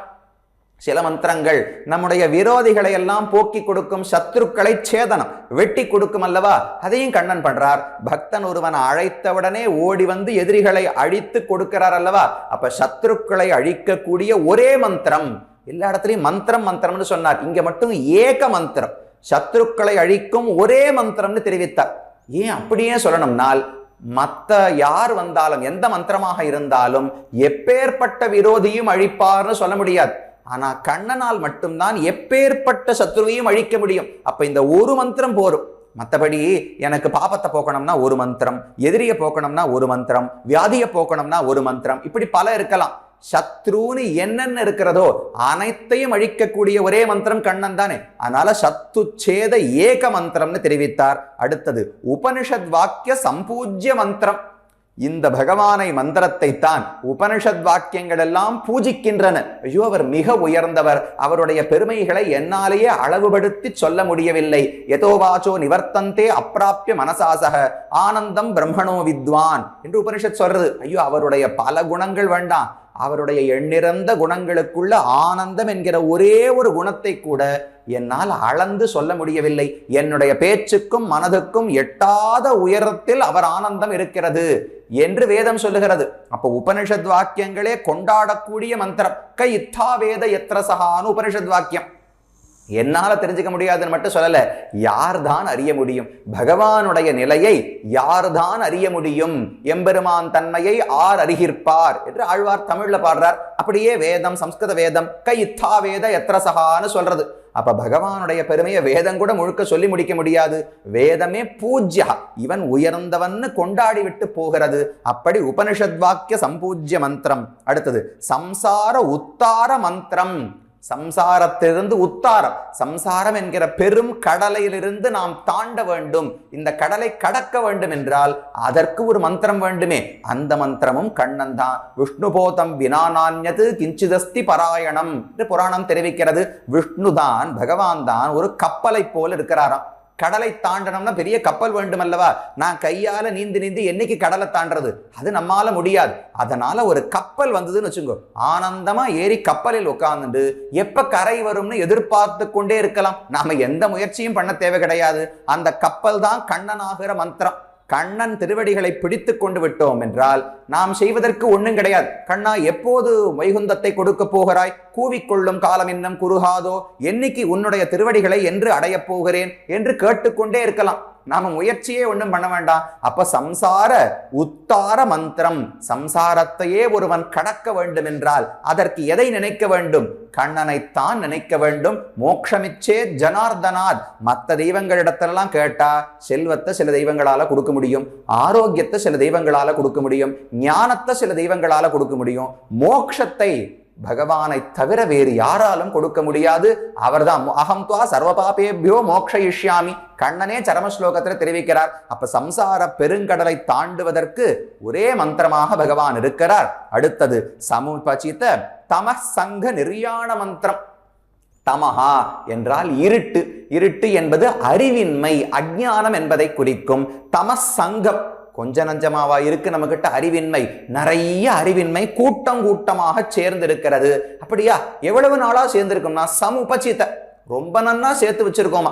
கொஞ்ச நஞ்சம் அல்ல, பல பிறவிகளாக, எண்ணிறந்த பிறவிகளாக திரும்ப திரும்ப அறிவின்மை அறிவின்மை அறிவின்மை. பொய் நின்ற ஞானமும் பொல்லா ஒழுக்கும் அழுக்குடம்பும் இன்னின்ன நீர்மை இனியாமுறாமை என்று நம்மாழ்வார் பாடுகிறார். இந்த அறிவு, இந்த உலகத்திலேயே ஞானமெல்லாம் பொய்யா இருக்கு. பகவானை புரிந்து கொள்ளாமல் எதை புரிந்து கொண்டு என்ன பிரயோஜனம்? அப்ப ஞானமெல்லாம் வீண். சரி, ஞானமே சரியில்லாட்டா அனுஷ்டானம் பொல்லா ஒழுக்கு, ஒழுக்கமும் சரியா இருக்காது. சரி, இந்த உடம்பாவது உயர்ந்ததானா? அழுக்கு உடம்பு, இதுலயும் எந்த நன்மையும் கிடையாது. ஆனா இந்த உலகத்துல இத்தனை பிறவிகளாக அஞ்ஞானத்திலேயே உழன்று கொண்டிருந்திருக்கிறேன். அப்படி சமுபசித, நன்றாக சேர்க்கப்பட்ட தமசங்கம், இருட்டினுடைய கூட்டம், அவித்யை அஞ்ஞானத்தினுடைய கூட்டம், அதை நிர்யாண மந்திரம், அதை போக்கி கொடுக்கக்கூடிய மந்திரமாக கண்ணன் இருக்கிறார். பல பிறவிகளாக சேர்த்து வைக்கப்பட்ட அறிவின்மையை போக்கும் மந்திரம் என்று தெரிவிக்கிறார். அப்படியா? கண்ணன் அறிவின்மையை போக்குவாரான்னா இவ்வளவு பெரிய பகவத்கீதையே கொடுத்தாரே. உபதேசம் பண்ண ஒரே அவதாரம் கீதாச்சாரியன் என்று ஆச்சாரிய பதவி. வராகாச்சாரியர், ராமாச்சாரியர்லாம் யாரும் சொல்றது இல்லை, கீதாச்சாரியன் என்று இவருக்கு மட்டும்தானே திருநாமம். பெரிய பகவத்கீதையை கொடுத்து நெறியெல்லாம் எடுத்துரைத்த நிறைஞானத்து ஒரு மூர்த்தி. உபனிஷதர்த்தங்கள் அனைத்தையும் சுருக்கமாக சாரமாக பகவத்கீதை வடிவத்துல கொடுத்தார். அதுல கண்ணன் தெரிவிக்கிறார், நாசயாமி ஆத்மபாவஸ்தா ஞானதீபேன பாஸ்வதா தேஷாமேவ அனுகம்பார்த்தம் அகம் அஜ்ஞானஜம் தமஹா. இதே வார்த்தை இருக்கு. அவர்களுடைய அறிவின்மை என்கிற தமஸ் இருக்கிறதே, அந்த தமஸை போக்கணும்னா விளக்கு ஏத்த வேண்டும். நான் தான் விளக்கு ஏத்தறேன். நான் தான் அறிவு ஞானம் என்கிற விளக்கை பக்தர்களுடைய மனதிலே ஏற்றி அங்கு இருக்கக்கூடிய அறிவின்மையை எல்லாம் போக்கி கொடுக்கிறேன் என்று பகவான் தெரிவிக்கிறார். அப்போ சமுபசித தமஸ் சங்க நிர்யாண மந்திரம். இத்தனை நாளா அறிவின்மையை சேர்த்து வச்சிருக்கோம். ஒரு இடத்துல இருட்டு இருக்கு, இருட்டை போக்கணும்னா சூரியன் உதிச்சார்னா அந்த வெளிச்சத்துல இருட்டெல்லாம் ஓடி போயிடும் இல்லையா? அதை போல பகவானுடைய பார்வை தான் சூரியனை போல. திங்களும் ஆதித்யனும் எழுந்தார் போல் அம்கண் இரண்டும் கொண்டு எங்கள் மேல் நோக்குதியேன்னு ஆண்டாள் பிரார்த்திக்கிறார். சூரியன் சந்திரனை போல ரெண்டு கண்ணு உனக்கு இருக்கு, ரெண்டு கண்ணாலே என்ன அனுகிரகிக்கணும்னு பிரார்த்தனை. ஏன் சந்திரனை போல பார்த்தா குளிர கட்டாட்சிப்பார்னு அர்த்தம், சூரியனை போல பார்த்தா எரிக்க மாட்டாரா, சூடாக இருக்காதான்னு கேட்டால் சூடு மட்டும் அல்ல, சூரிய கிரணங்களுக்கு பண்பு ஒளின்னு பண்பு இருக்கும் இல்லையோ. ஆண்டாள் சொல்றது என்கிட்ட நிறைய அறிவின்மை இருட்டு இருக்கு, அந்த இருட்டை போக்கணும்னா உன்னுடைய கண் பார்வை சூரிய கிரணங்களை போல வந்து என் மனசுல படணும், பட்டாதான் அறிவின்மை என்கிற இருட்டு விலகும். அப்ப சூரியனை போல என்ன பாரு, அறிவின்மை இருட்டு விலகட்டும், சந்திரனை போல என்ன பாரு, நான் பட்ட கஷ்டமெல்லாம் போய் குளிர்ச்சி அடைய வேண்டும். இப்படி ரெண்டு பார்வையும் வேண்டும்னு பிரார்த்தனை. அப்ப தமசங்க நிர்யாண மந்திரம் நம்முடைய அறிவின்மை கூட்டத்தை எல்லாம் போக்கக்கூடிய மந்திரமாக கண்ணனே இருக்கிறார். அப்புறம் சர்வைஸ்வரிய ஏக மந்திரம், எல்லா விதமான செல்வங்களையும் அடைவதற்கு ஒரே மந்திரம். பகவானிடத்துல பிரார்த்தித்தோம்னால் எப்பேற்பட்ட செல்வத்தையும் கொடுக்கிறார். சதுர்விதா பஜந்தே மாம் ஜனா சுகிருத்தினோர்ஜுன ஆர்த்தோ ஜிக்ஞாசுர் அர்த்தார்த்தி ஞானீச்ச பரதர்ஷப என்று பகவத்கீதையில கண்ணனுடைய வசனம். செல்வமே இல்லாதவன் பிரார்த்தித்தாலும் கொடுக்கிறார், செல்வம் இருந்து அதை தொலைத்து விட்டு கவலைப்படுறாரு அவன் பிரார்த்தித்தாலும் செல்வத்தை கொடுக்கிறார். எவ்வளவு செல்வம்னால் பிரம்மாவை விட உயர்ந்த செல்வத்தை ஒருவனுக்கு பகவான் கண்ணன் கொடுக்கிறாராம். அப்பேற்பட்ட பதவியை கூட கொடுக்க முடியும். அப்ப எல்லா விதமான ஐஸ்வர்யத்தையும் அடைவதற்கான மந்திரமாக இருக்கிறார். அப்புறம் வியசன புஜக சந்தஷ்ட சந்திராண மந்திரம். வியசனம் அப்படின்னா துன்பம், வியசனம் துன்பமே ஒரு பாம்பு, புஜகம்னு வச்சுக்கோங்க, புஜகம்னா பாம்புன்னு அர்த்தம். அப்ப துன்பம் என்கிற பாம்பாலே கடிக்கப்பட்டவர்கள் சந்தஷ்டர்கள் அப்படின்னா கடிக்கப்பட்டவர்கள் நாம தானே, துன்பத்தால தான் கடிக்கும், இன்பம் வரதே கிடையாது, துன்பம் தான் எப்பவுமே கடித்து கொண்டிருக்கிறது. அப்படிப்பட்ட துன்பம் என்கிற பாம்பாலே கடிக்கப்பட்டவர்களுக்கு சந்திராண மந்திரம், அவர்களையும் ரட்சிக்க கூடிய மந்திரம், அவர்களுக்கு ஆனந்தத்தை கொடுப்பார். துக்கம் என்கிற பாம்பு கடித்திருந்தாலும் கிருஷ்ணஹான பகவானுக்கு பேர் இருக்கோ இல்லையோ, கிருஷிர் பூவாச்சக சப்தா நஷ்ட நிர்வൃதி வாச்சகான்னு தெரிவிப்பார்கள். கிருஷ்ணஹான்னு சொன்னா பூமிக்கு ஆனந்தத்தை கொடுப்பவர் என்று பொருள். பூமிக்குன்னா பூமியில் இருப்பவர்களுக்கெல்லாம் ஆனந்தம் கொடுக்கிறாரோ இல்லையோ. அப்ப கவலை துன்பம் என்கிற பாம்பு நம்மை கடித்திருந்தாலும் அந்த துன்பத்தை போக்கி ஆனந்தத்தை கொடுப்பவராக பகவான் ரட்சிப்பவராக இருக்கிறார். சந்திராண மந்திரம் ஸ்ரீ கிருஷ்ண ஜன்ம சாபல்ய மந்திரம். கடைசியா சொன்னார், இந்த பிறவி எடுத்ததற்கு பயனை அடைய செய்யும் மந்திரமே கிருஷ்ண மந்திரம் தானா. அப்படியா, இந்த பிறவி பிறந்ததற்கு பயன் என்ன? பணம் சம்பாதிக்கிறதா, கல்யாணம் பண்ணிக்கிறதா, குழந்தையை பெற்றுக்கிறதா, வீடு வாங்குறதா, பெரிய மாளிகை கட்டுறதா, உலகத்தையே ராஜாவாக ஆழ்வதா, எது ஜன்ம சாபல்யம்? ஜென்மத்துக்கு தகுந்த பலம் எதுன்னு கேட்டால் கண்ணனை காண்பது. ஸ்பஷ்டமா அக்ரூரர் தெரிவிக்கிறார், அத்யமே சபலம் ஜன்ம சுப்பிரபாதாச்ச மே நிஷா. அக்ரூரைத்தான் கம்சன் மதுரையிலிருந்து கோகுலத்துக்கு அனுப்பினான் கண்ணனை அழைத்து வருவதற்கு. அவருக்கு ரொம்ப ஆனந்தம். ஏன் சுவாமி கொல்றதுக்காக கூட்டின்னு வர போறார், என்ன ஆனந்தம்னால் கண்ணனை பார்க்க போறேன் இல்லையோ. நேற்று வரை காலை பொழுது விடிந்தவுடன் கம்சன் முகத்தில் விழித்துக் கொண்டிருந்தேன், இப்ப நாளை கார்த்தால பொழுது விடிந்தவுடனே கண்ணனை பார்க்க போகிறேன், என்ன ஒரு பாக்கியம். அதனால இன்றைக்குத்தான் என் பிறவி பயனை அடைந்தேன். அப்ப கிருஷ்ண தரிசனம், கண்ணனை பார்க்கணும், அவர் காலில் விழணும், அவர் தன்னுடைய கையால என்னுடைய தலையை தடவி விடுவார், என்னை அணைத்துக் கொள்வார், என்கிட்ட அக்ரூரரே சௌக்கியமா இருக்கீரான்னு 2 வார்த்தை கேட்பார். இதெல்லாம் தான் ஆனந்தம். ஜென்மம் பயனுடையதாக ஆவதே பகவானோடு இந்த பரிமாற்றங்கள் இருந்தால்தான்.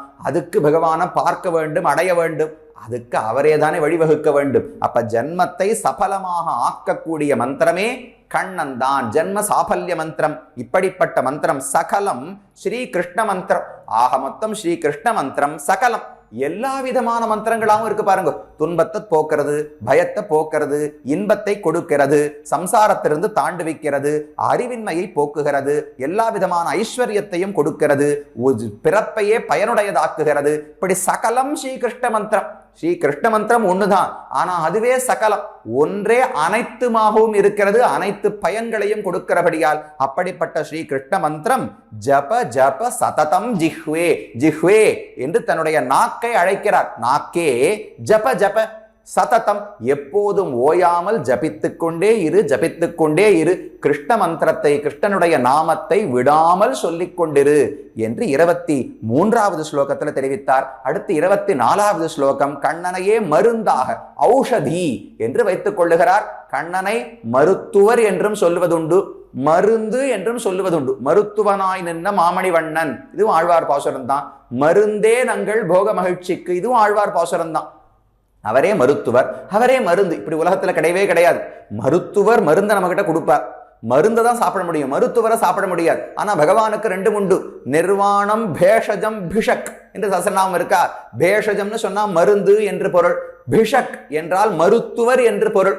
இரண்டுமாகவும் பகவானே இருக்கிறார். அப்படி மருந்தாக வைத்து 24வது ஸ்லோகம் பாடுகிறார். வியாமோக பிரசம ஔஷதம் முனிமனோ விருத்தி பிரவருத்தியௌஷதம் தைத்யேந்திரார்த்தி கரௌஷதம் திரிஜகதாம் சஞ்சீவனைகௌஷதம் பக்தாத்யந்த ஹிதௌஷதம் பவபய பிரத்வம்சனைகௌஷதம் ஸ்ரேய பிராப்தி கரௌஷதம் பிபமன ஸ்ரீகிருஷ்ண திவ்யௌஷதம் என்று தெரிவிக்கிறார். இப்ப மனசை பார்த்து சொல்றார், கண்ணன் மருந்தாக இருக்கிறாரே, அந்த மருந்தை நீ குடித்து விடு. குடின்னு யாருக்கு சொல்லணும்? வாய்க்கு தானே சொல்லணும், மனசுக்கு சொல்றார். ஏன்னா இது நேரடியாக வாயால குடிக்கிற மந்திரம், ஊஷதி ஒரு மருந்து கிடையாது. மனசால நினைக்க நினைக்க கண்ணன் இந்த நன்மைகளை செய்து கொடுக்கிறார். மருந்து என்பது பொதுவாக தீமையை போக்கி கொடுக்கும், நன்மையை வளர்த்து கொடுக்கும். ரெண்டுக்குமே மருந்து உண்டுன்னு மருந்து சொல்றோம் இல்லையா? வியாதி இருந்தால் போக்குவதற்கும் மருந்துகள் உண்டு. நம்முடைய சக்தியை வளர்ப்பதற்கு, நம்முடைய இந்த வியாதிகளும் வராமல் தடுப்பு சக்தி இருக்கணும், அதை வளர்ப்பதற்கெல்லாம் மருந்துகள் இருக்கும் இல்லையோ? அப்ப தீமையை போக்க மருந்து, நன்மையை வளர்க்க மருந்து, சில மருந்தெல்லாம் இருக்கும். அதை சாப்பிட்டோம்னா வியாதியே வளர்ந்து போயிடும். அப்படியும் பகவான் இருப்பாராம். யாருக்குன்னு தெரிவிக்கிறார். முதல்ல தெரிவிக்கிறார் வியாமோக பிரசம ஔஷதம். வியாமோகம் என்றால் ஒரு கண்மூடித்தனமான காதல். எதனிடத்தில்? உலக விஷயங்களில் அதிகமான காதல் வச்சிருக்கோம் இல்லையோ, அந்த வியாமோக பிரசமம். பிரசமம்னா அதை தணிப்பது, அதை போக்குவது. உலக பொருள்களில் இருக்கும் ஆசையை போக்கக்கூடிய மருந்தாக பகவான் இருக்கிறார். இப்படி சுவாமினால் அவரை நினைக்க ஆரம்பித்தால், அவரை அனுபவிக்க ஆரம்பித்தால் தானா உலக விஷயங்கள் தாழ்ந்தவை என்று புரிந்துவிடும். அதற்கு மேல் அவற்றில் ஆசையே வராது. மார்பால் மனம் சுழிப்ப மங்கையர் தோள் கைவிட்டு என்று ஆழ்வார் பாசுரம். மால் பகவானுக்கு நம்மிடத்துல எவ்வளவு காதல், அதை புரிந்து கொண்டு அவரிடத்தில் அன்பு செலுத்தி விட்டோம் என்றால் இந்த உலக விஷயங்களிடத்தில் அன்பே போகாது, ஆசையே வைக்க மாட்டோமா. மங்கையர் தோள் கைவிட்டு, என்னென்ன பெண்களுடெல்லாம் ஆசைப்பட்டேனே அதையெல்லாம் கைவிட்டு விட்டேன் என்று ஆழ்வாருடைய பாசுரம். அப்படி பகவானிடத்தில் ஆசை பிறந்தால் மற்ற அனைத்து பொருள்களிலும் ஆசையை அறுத்து கொடுக்கிறார். அதனால வியாமோக பிரசம ஔஷதம் என்று முதல்ல சொன்னார். இதுதான் வியாதி. நமக்கு இருக்கிற வியாதி உலக விஷயங்களில் இன்பத்தில் ஆசை. அந்த வியாதியை போக்கி கொடுக்கக்கூடிய மருந்து முதல்ல சொன்னாரா. அடுத்தது முனி மனோவிருத்தி பிரவருத்தி ஔஷதம், நல்வதை கொடுக்கும் மருந்துன்னு ரெண்டாவது வகை பார்த்தோமோ இல்லையோ, அதை அடுத்து சொல்றார். முனி மனோவிருத்தி பிரவருத்தி ஔஷதம். முனிவர்கள் பிறந்த யோகிகள், அந்த யோகிகளுடைய மனசினுடைய செயல்பாட்டை இழுத்து தங்கிட்ட கொண்டு போய் பகவான் வைத்துக் கொண்டு விடுவாராம். முனி மனோவிருத்தி பிரவருத்தி ஔஷதம்னா பகவானை பத்தின நினைவை நமக்கு வளர்த்து கொடுக்கிறாரோ இல்லையோ, இது பகவான் பண்ணக்கூடிய இரண்டாவது நன்மை. மற்ற உலக விஷயங்களில் ஆசையை போக்கி கொடுக்கிறார். நம்மிடத்தில் இருக்கிற நல்ல எண்ணம் பகவானை பத்தின சிந்தனையை வளர்த்து கொடுக்கிறாரோ இல்லையோ. நம்மாழ்வார் 2 பாசுரம் அடுத்தடுத்து பாடினார். என்னை தீமனம் கெடுத்தாய் ஒரு பாசுரம். தீய மனம், தவறான விஷயங்களில் ஈடுபாடுடைய மனசுதான் இருந்தது, அதை கெடுத்தாராம் பகவான். அடுத்தது மருவி தொழும் மனமே தந்தாய், உன்னையே ஆசைப்படக்கூடிய மனதை கொடுத்தாய்னு ஆழ்வார் சொல்றார். அதை போல இந்த இடத்துல ரெண்டுமே வியாமோக பிரசம ஔஷதம். வியாமோகம் உலக விஷயத்தில் ஆசையை போக்கும் மருந்து, அவனிடத்தில் மனதை செலுத்த வைக்கும் மருந்தாக இருக்கிறார். ரெண்டாச்சு. மூணாவது, தீயவர்களுக்கு வியாதியை வளர்த்து விட்டுடுவாராம். தைத்யேந்திர ஆர்த்தி கரௌஷதம். தைத்யேந்திரர்கள் அசுரத் தலைவர்கள், ராஜாக்கள், அவர்களுக்கெல்லாம் யாரோ பெரிய ராவணன், மாலி, சுமாலி, எத்தனையோ பேர் இருந்தார்களோ இல்லையோ, அவர்களுக்கெல்லாம் ஆர்த்தி கரௌஷதம். அவர்களுக்கெல்லாம் கவலையை கொடுக்கக்கூடியவர், பயத்தை கொடுக்கக்கூடியவர். கஞ்சன் வயிற்றில் நெருப்பென்று நின்ற நெடுமாலேன்னு ஆண்டாள் பாசுரம். கம்சனுடைய வயிற்றுல நெருப்பாக, பயம் என்கிற நெருப்பாக பகவான் நின்னாராம். அப்படி யாரெல்லாம் தைத்தியேந்திரர்கள், அசுர ராட்சச தலைவர்களோ அவர்களெல்லாம் அழிந்து போகும்படிக்கு கோபத்தோடு இருக்கிறாரோ இல்லையோ. மாசின மாலி மாலிமான் என்று அங்கு அவர் பட கனன்று முன் நின்றன்னு ஆழ்வார் பாசுரம். பகவான் அப்படியே எரிந்து கொண்டு தீப்பிழம்பு போல அசுரர்களோட சண்டை போட போனாராம். பார்த்த உடனே எல்லா அசுரர்களும் அழிந்து போனார்களாம். அதைத்தான் தைத்யேந்திர ஆர்த்தி கரௌஷதம்னு தெரிவித்தார். அடுத்தது திரிஜகதாம் சஞ்சீவன ஐகௌஷதம். 3 உலகங்களுக்கும் சஞ்சீவனம், உயிரிழந்த ஒரு பொருளை திரும்பவும் உயிர்ப்பிப்பும் மருந்துக்குத்தான் சஞ்சீவனம்னு பெயர். அப்படி பகவானுடைய திருநாமங்கள், பகவானே இருக்கிறார். நாமெல்லாம் உயிரிழந்தது போலத்தான் இருக்கும். என்ன பிரயோஜனம்? ஜீவாத்மா நான் அடிமை என்று உணராமல் இந்த உலகத்தில் வாழ்ந்து வந்தால் மரணம் அடைந்ததற்கு சமம். அசன்னேவச பவதி அசத் பிரம்மேதி வேதச்சேத் என்று உபனிஷத்து சொல்லுகிறது. பகவானை பத்தி தெரிந்து கொள்ளாமல் ஒரு ஜீவாத்மா வாழ்ந்தால் அது வாழாததற்கு சமம். இப்படித்தானே நாம இருந்தோம். பகவான் வந்து என் நமக்கு மனசுக்குள்ளே புகுந்து ஆதரம் பெருக வைத்தார். என் புந்தியுள் புகுந்து தன்பால் ஆதரம் பெருக வைத்த அழகனூர் அரங்கமன்னேன்னு ஆழ்வார் பாசுரம். அப்ப நமக்குள்ள வந்து ஆதரத்தை வளர்த்தார் அல்லவா. அதனால தான் சஞ்சீவனைக ஔஷதம், இறந்தவர்களை உயிர்ப்பிக்க வைக்கும் மருந்து. இறந்தது போல நாம் இருக்கிறோம் பகவானை பத்தி தெரிந்து கொள்ளாமல். நமக்கு பகவத் ஞானத்தை ஊட்டி உயிர்ப்பிக்கிறார் அல்லவா. அப்ப சஞ்சீவனி ஔஷதமாகவே பகவான் கண்ணன் இருக்கிறார் என்று குலசேகராழ்வார் தெரிவிக்கிறார். அதற்கு மேல சொல்றார், பக்த அத்தியந்த ஹிதௌஷதம். பக்தர்களுக்கு அத்தியந்த ஹிதம், மிக உயர்ந்த நன்மை எதுவோ அதை கொடுக்கக்கூடிய மருந்துன்னு சொன்னார். அது என்னது? பக்தர்கள்னு சொன்னா ஏற்கனவே பகவானிடத்துல அன்பு கொண்டவர்கள், பக்தி உடையவர்கள் என்று ஆகிவிட்டது. அதுக்கு மேல என்ன நன்மை? பகவானிடத்துல பக்தியை விட இந்த உலகத்துல ஒரு நல்லது இருக்க முடியுமான்னா இருக்கு. என்னது? பாகவதர்களிடத்துல பக்தி. அவனுடைய அடியார்களிடத்துல நமக்கு பக்தி ஏற்படணும் இல்லையோ. அமலநாதிபிரான் அடியார்க்கென்னை ஆட்படுத்த விமலன் என்று ஆழ்வார் பாடுகிறார். பகவான் குற்றமே அற்றவர். ஏனென்றால் தனக்கு என்னை அடியவனாக ஆக்கிக் கொள்ளவில்லை, தன் அடியவர்களுக்கு அடியவனாக ஆக்கினாரோ. அதுதான் ஹிதம், அத்தியந்த ஹிதம். ஒரு ஜீவாத்மாவுக்கு மிக உயர்ந்த நன்மை என்பது பகவானுக்கு அடியவனாக இருப்பதல்ல, பக்தனுக்கு பக்தனாக இருப்பது. அதையே கொடுக்கும் ஔஷதியாக கண்ணன் இருக்கிறார். பக்தாத்யந்த ஹிதௌஷதம் பவபய பிரத்யம்ச நைகௌஷதம். பவபயம், பவம்னா சம்சாரம், சம்சாரத்தை பத்தின பயத்தை அழிக்கக்கூடிய ஔஷதியாக இருக்கிறார். கண்ணன் நம் கையிலே பட்டு விட்டார், கண்ணனை அடைந்து விட்டோம், பெற்று விட்டோம் என்றால் சம்சாரத்தை பத்தி கவலைப்பட வேண்டிய தேவையே கிடையாது. தொண்டடிப்புடியாழ்வார் தைரியமா பாடுறார். காவலில் புலனை வைத்து கலிதன்னை கடக்க பாய்ந்து நாவலிட்டுழுதருகின்றோம் நவந்தமர் தலைகள் மீதே. பகவானுடைய திருநாமங்களை கற்றுக்கொண்டு விட்டேன் அல்லவா. இனிமே யமனே வந்தாலும் எனக்கு கவலை கிடையாது, அவன் தலையிலே கால வைத்து நடந்து போவேன்னு தொண்டடிப்புடியாழ்வார் பாசுரம். அப்ப பவ பயம், சம்சார பயம் ஏன் கட்டப்படுத்துறது? இந்த பிறவி முடிந்தவுடனே நான் சேர்த்து வைத்த பாபத்துக்கு அடுத்த பிறவி கண்டிப்பாக மோசமானதாகத்தான் இருக்க போகிறது என்று நமக்கு தெரியும். அதனால தான் பயப்படுறோம், மரணம் மரணம்னு பயப்படுறோம். ஆழ்வார் சொல்ற பயமே வேண்டாம், கண்ணனை பற்றி விட்டால் அடுத்த பிறவி இந்த சம்சாரத்துல கிடையாது, வைகுந்தத்தில். அப்ப மரணத்தை பார்த்து பயமே இல்லையே. யோசிச்சு பாருங்க, மரணத்துக்கு பிறகு வைகுந்தத்தில் ஆழ்வார்கள், ஆச்சாரியர்கள், அடந்தன், கருடன், விஸ்வக்சேனர் எல்லாரோடு கூட கைங்கரியம் பண்ண போகிறேன் என்று உறுதி ஏற்பட்டு விட்டால் மரணத்தை பார்த்து பயப்படவே வேண்டாமே. ஆசையா காத்து கொண்டிருப்பார்களாம். கிருத்தகிருத்தியாக பிரதீக்ஷந்தே மிருத்யும் பிரியமிவ அதிதிம் என்று தெரிவிக்கிறார்கள். யாரெல்லாம் சரணாகதி செய்தவர்களோ மரணம் எப்ப வரும், ஏன் இன்னும் வரல, நான் காத்துக்கொண்டே இருக்கிறேனே, ஏன் இன்னும் மரணம் வரவில்லை என்று எதிர்பார்த்திருப்பார்களாம். அப்ப பவம், சம்சாரத்தை பற்றின பயத்தை முழுவதுமாக பகவான் போக்கி கொடுக்கிறார். இப்படிப்பட்டவர் ஸ்ரேய பிராப்தி கரௌஷதம். எல்லா விதமான நன்மைகள், ஸ்ரேயஸ்னா உயர்வு, நன்மை, எல்லா விதமான நன்மைகளையும் நமக்கு அடைவிக்கக்கூடிய ஔஷதியாக இருக்கிறார். அப்படிப்பட்ட ஸ்ரீகிருஷ்ண திவ்ய ஔஷதம் எங்க சுவாமி இருக்கு? இந்த மருந்து கொஞ்சம் கிடைக்குமான்னு கேட்டா இங்க இல்ல, திவ்ய ஔஷதம் அது எங்கேயோ வானுகலத்துல இருக்கு. ஆனா கண்ணனாக நமக்காக இங்கு இறங்கி வந்து வாழ்ந்தது. அப்படிப்பட்ட வானுலகத்து மருந்து திவ்ய ஔஷதமான கண்ணனை பிப மனஹா, மனதே நீ ஆற பருகு, நிறுத்திக்காத, உன்னுடைய ஆசை தீரும் அளவுக்கு முழுமையாக பருகு என்று குலசேகராழ்வார் தெரிவிக்கிறார். ஆக 3 ஸ்லோகங்களாலே மணி என்றும் மந்திரம் என்றும் ஔஷதி என்றும் பகவான் கண்ணனை அனுபவித்தார். அடுத்து கடைசியா 25வது ஸ்லோகம், அதுல சொல்றார் கிருஷ்ண ஸ்மரணம். அந்த ஒண்ணுத்துக்கு எவ்வளவு பெருமை உண்டு. கண்ணனை நினைத்தால் எல்லா நன்மைகளும் கிடைக்கும். கண்ணனை நினைக்காமல் நீங்க எந்த செயலை செய்தாலும் அதில் பயனே கிடையாது என்று தெரிவிக்கிறார். ஆம்னாயாபியசனான் அரண்ய ருதிதம் வேதவிரதான் யன்வகம் மேதச்சேத பலானி பூர்த்த விதயः சர்வேஹுதம் பஸ்மனி தீர்த்தானாம் அவகாஹனானி ச கஜஸ்நானம் வினா யத்பத துவந்த்வாம்போருக சம்ஸ்மிருதீர் விஜயதே தேவஸ்ஸ நாராயணஹா என தெரிவிக்கிறார். எத்தனையோ காரியங்கள் பண்றோமோ இல்லையோ. ஆம்னாய அபியசனானி, ஆம்னாயம்னா வேதம், வேதத்தை திரும்ப திரும்ப உருச்சொல்லி நெற்று பண்ணி கத்துக்கு வைத்துக் கொள்கிறார்களோ இல்லையோ. அந்த வேதத்தை ஓதுவது என்பது அரண்ய ருதிதம், காட்டிலே அழுவதற்கு சமம் என்று தெரிவிக்கிறார்.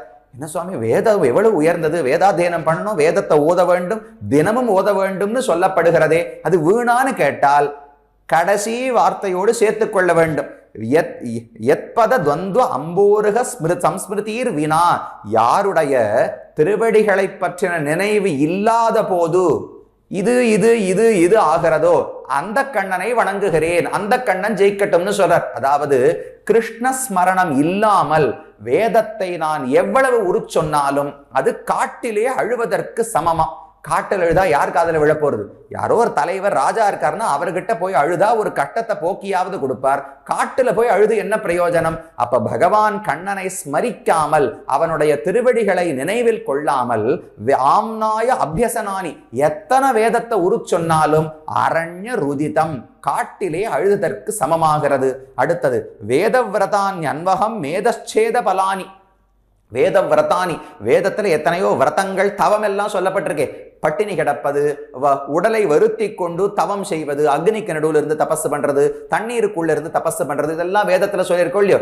இந்த வேத விரதங்கள் அனைத்துமே பகவத் ஸ்மரணம் இல்லாமல் செய்யப்பட்டால் மேதச்சேத பலானி, ஒரு பிரயோஜனம் கிடையாது. உடம்பு துன்பப்படுறதை தவிர பிரயோஜனம் கிடையாதுன்னு தெரிவிக்கிறார். உண்மையா விரதம் என்றால் உடலை வருத்தி செய்கிறோம், ஆனா அதுக்கு மேல ஒரு புண்ணியம் கிடைக்க வேண்டும், பகவானுக்கு ஆனந்தத்தை கொடுக்க வேண்டும். பகவத் ஸ்மரணம் இல்லாமல் எத்தனை விரதம் இருந்தாலும் அது ரொம்ப உடம்பு இழைக்கிறதுக்கு வேணா வழி பண்ணலாம், அதுவும் நல்லபடியா இழைக்காது, உடம்பு கெட்டு போறதுக்கு வழி பண்ணுமே தவிர அதனால எந்த பயனும் கிடையாது. பூர்த்த விதையா சர்வே ஹுதம் பஸ்மனி. பூர்த்தம் என்றால் நாம உலகத்துல செய்யக்கூடிய சில நற்செயல்கள், அதாவது கோயில் கட்டுவது, குளம் வெட்டுவது, இதெல்லாம் உலகத்துல செய்யலும் இல்லையோ. தெய்வத்தை குறித்து செய்யாமல் இங்கு செய்யக்கூடிய செயல்கள் இஷ்டம் பூர்த்தம்னு தெரிவிப்பார்கள். இஷ்டம்னா தெய்வத்தை குறித்து செய்யும் செயல், பூர்த்தம் என்றால் மனிதர்களின் நன்மைக்காக செய்யும் செயல்கள்.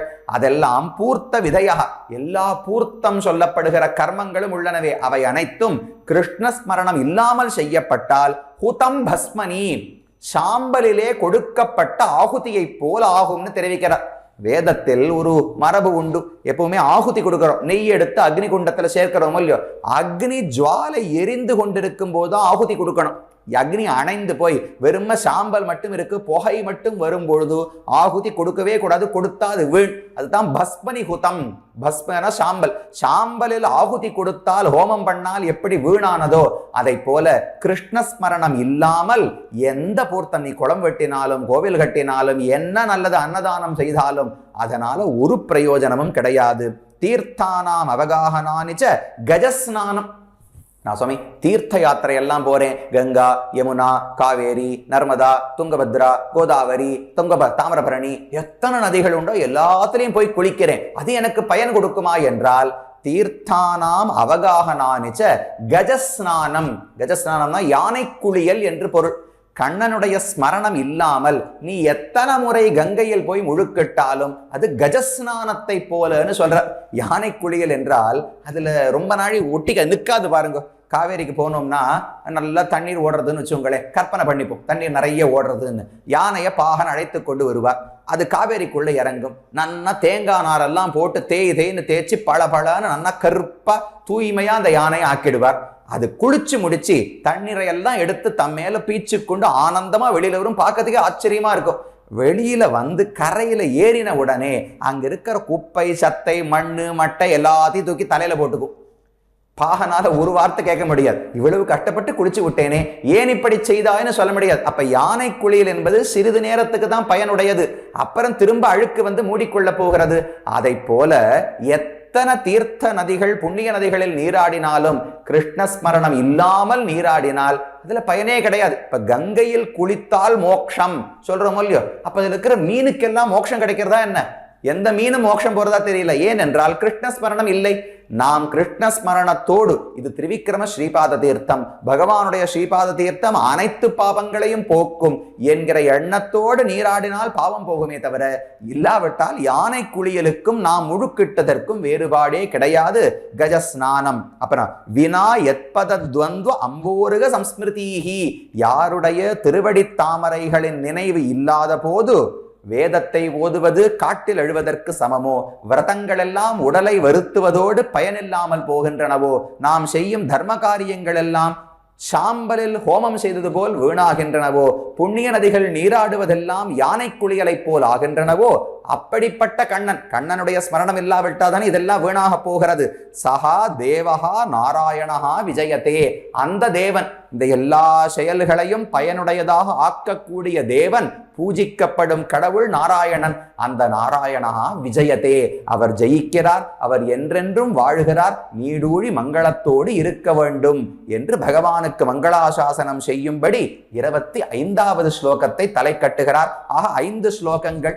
21வது ஸ்லோகத்தாலே பகவானுடைய குணங்களை எல்லாம் சொல்லி இவனை விட்டால் ரக்ஷகர் வேறு கிடையாது என்று தெரிவித்தார். அடுத்தது உலகத்துல ரக்ஷகம், காப்பதுன்னா மணி மந்திரம் ஔஷதம்னு 3 சொல்றாளே, பகவான் அதை போல ரக்ஷணம் பண்ணுவாரானால் மணியை போல இருக்கார்னு 22, மந்திரத்தை போல இருக்கார்னு 23, ஓஷதியை போல இருக்கார்னு 24.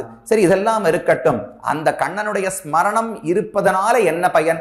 இல்லாவிட்டால் என்ன வீண் என்றால், கிருஷ்ணஸ்மரணம் இல்லாவிட்டால் எந்த செயல்களுமே பயனை கொடுக்காது. கிருஷ்ணஸ்மரணம் இருந்தால் யஸ்ய ஸ்மரண மாத்திரேன ஜன்ம சம்சார பந்தனாத் விமுச்சியதே நமஸ்தஸ்மை விஷ்ணவேன்னு சொல்றோம் இல்லையோ, பகவானுடைய ஸ்மரணம் இருந்தால் சம்சாரத்திலிருந்தே வெளிப்பட்டு விடலாம். பிராயஷ்சித்தான் அசேஷாணி தப கர்மாத்மகானிவை யானி தேஷாம் அசேஷானாம் ஸ்ரீ கிருஷ்ணானுஸ்மரணம் பரம்.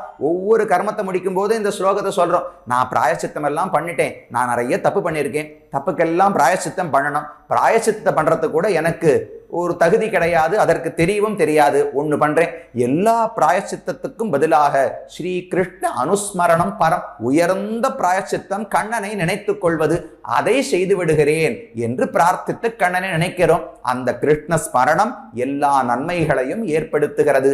அது இல்லாமல் போனால் வெளிப்படையா மேலோட்டமா எத்தனை நன்மை செய்வது போல் இருந்தாலும் பயனில்லை என்று தெரிவித்தார். இப்படி அழகான ஆச்சரியமான கருத்துகள் பலவற்றை ஸ்ரீ குலசேகர ஆழ்வார் தன்னுடைய முகுந்த மாலையிலே வரிசையாக கோத்து கொடுத்திருக்கிறார். அதுல ஒரு 5 ஸ்லோகங்களை இன்றைக்கு அனுபவிக்கும் பாக்கியத்தை பெற்றோம். இந்த வாய்ப்பை அடியேனுக்கும் நல்கியமைக்கு ஸ்ரீ யதுகிரி யதிராஜ நாராயண ராமானுஜ ஜீயர் சுவாமியின் திருவடிகளில் அடியனுடைய கிருதஜ்ஞதையை தெரிவித்துக் கொண்டு, சுவாமியினுடைய சங்கல்பத்தாலே இந்த ஸ்தோத்திர தாராவும் தொடர்ந்து அனைவரும் பயன்படும்படி நடக்க வேண்டும் என்று சுவாமி ராமானுஜர் திருவடிகளிலே பிரார்த்தித்துக் கொண்டு அமைகிறேன். ஸ்ரீமன் மகாபூதபுரே ஸ்ரீமத் கேசவ யஜ்வனஹ காந்திமத்யாம் பிரசூதாய யதிராஜாய மங்களம். பற்பமெனத்திகள் பைங்கழலும் தன் பல்லவமே விரலும், பற்பமென திகழ் பைங்கழலும் தன் பல்லவமே விரலும், பாவனமாகிய பைந்துவராடை பதிந்த மருங்கழகோ, பாவனமாகிய பைந்துவராடை பதிந்த மருங்கழகும், முப்புரி நூலோடு முன்கையில் ஏந்திய முக்கோல் தன்னழகும், எப்பொழுதும் யதிராசன் வடிவழகு என் இதயத்துள்ளதால், இல்லை எனக்கெதிர் இல்லை எனக்கெதிர் இல்லை எனக்கெதிரே, இல்லை எனக்கெதிர் இல்லை எனக்கெதிர் இல்லை எனக்கெதிரே, இல்லை எனக்கெதிரே, இல்லை எனக்கெதிரே, இல்லை எனக்கெதிரே.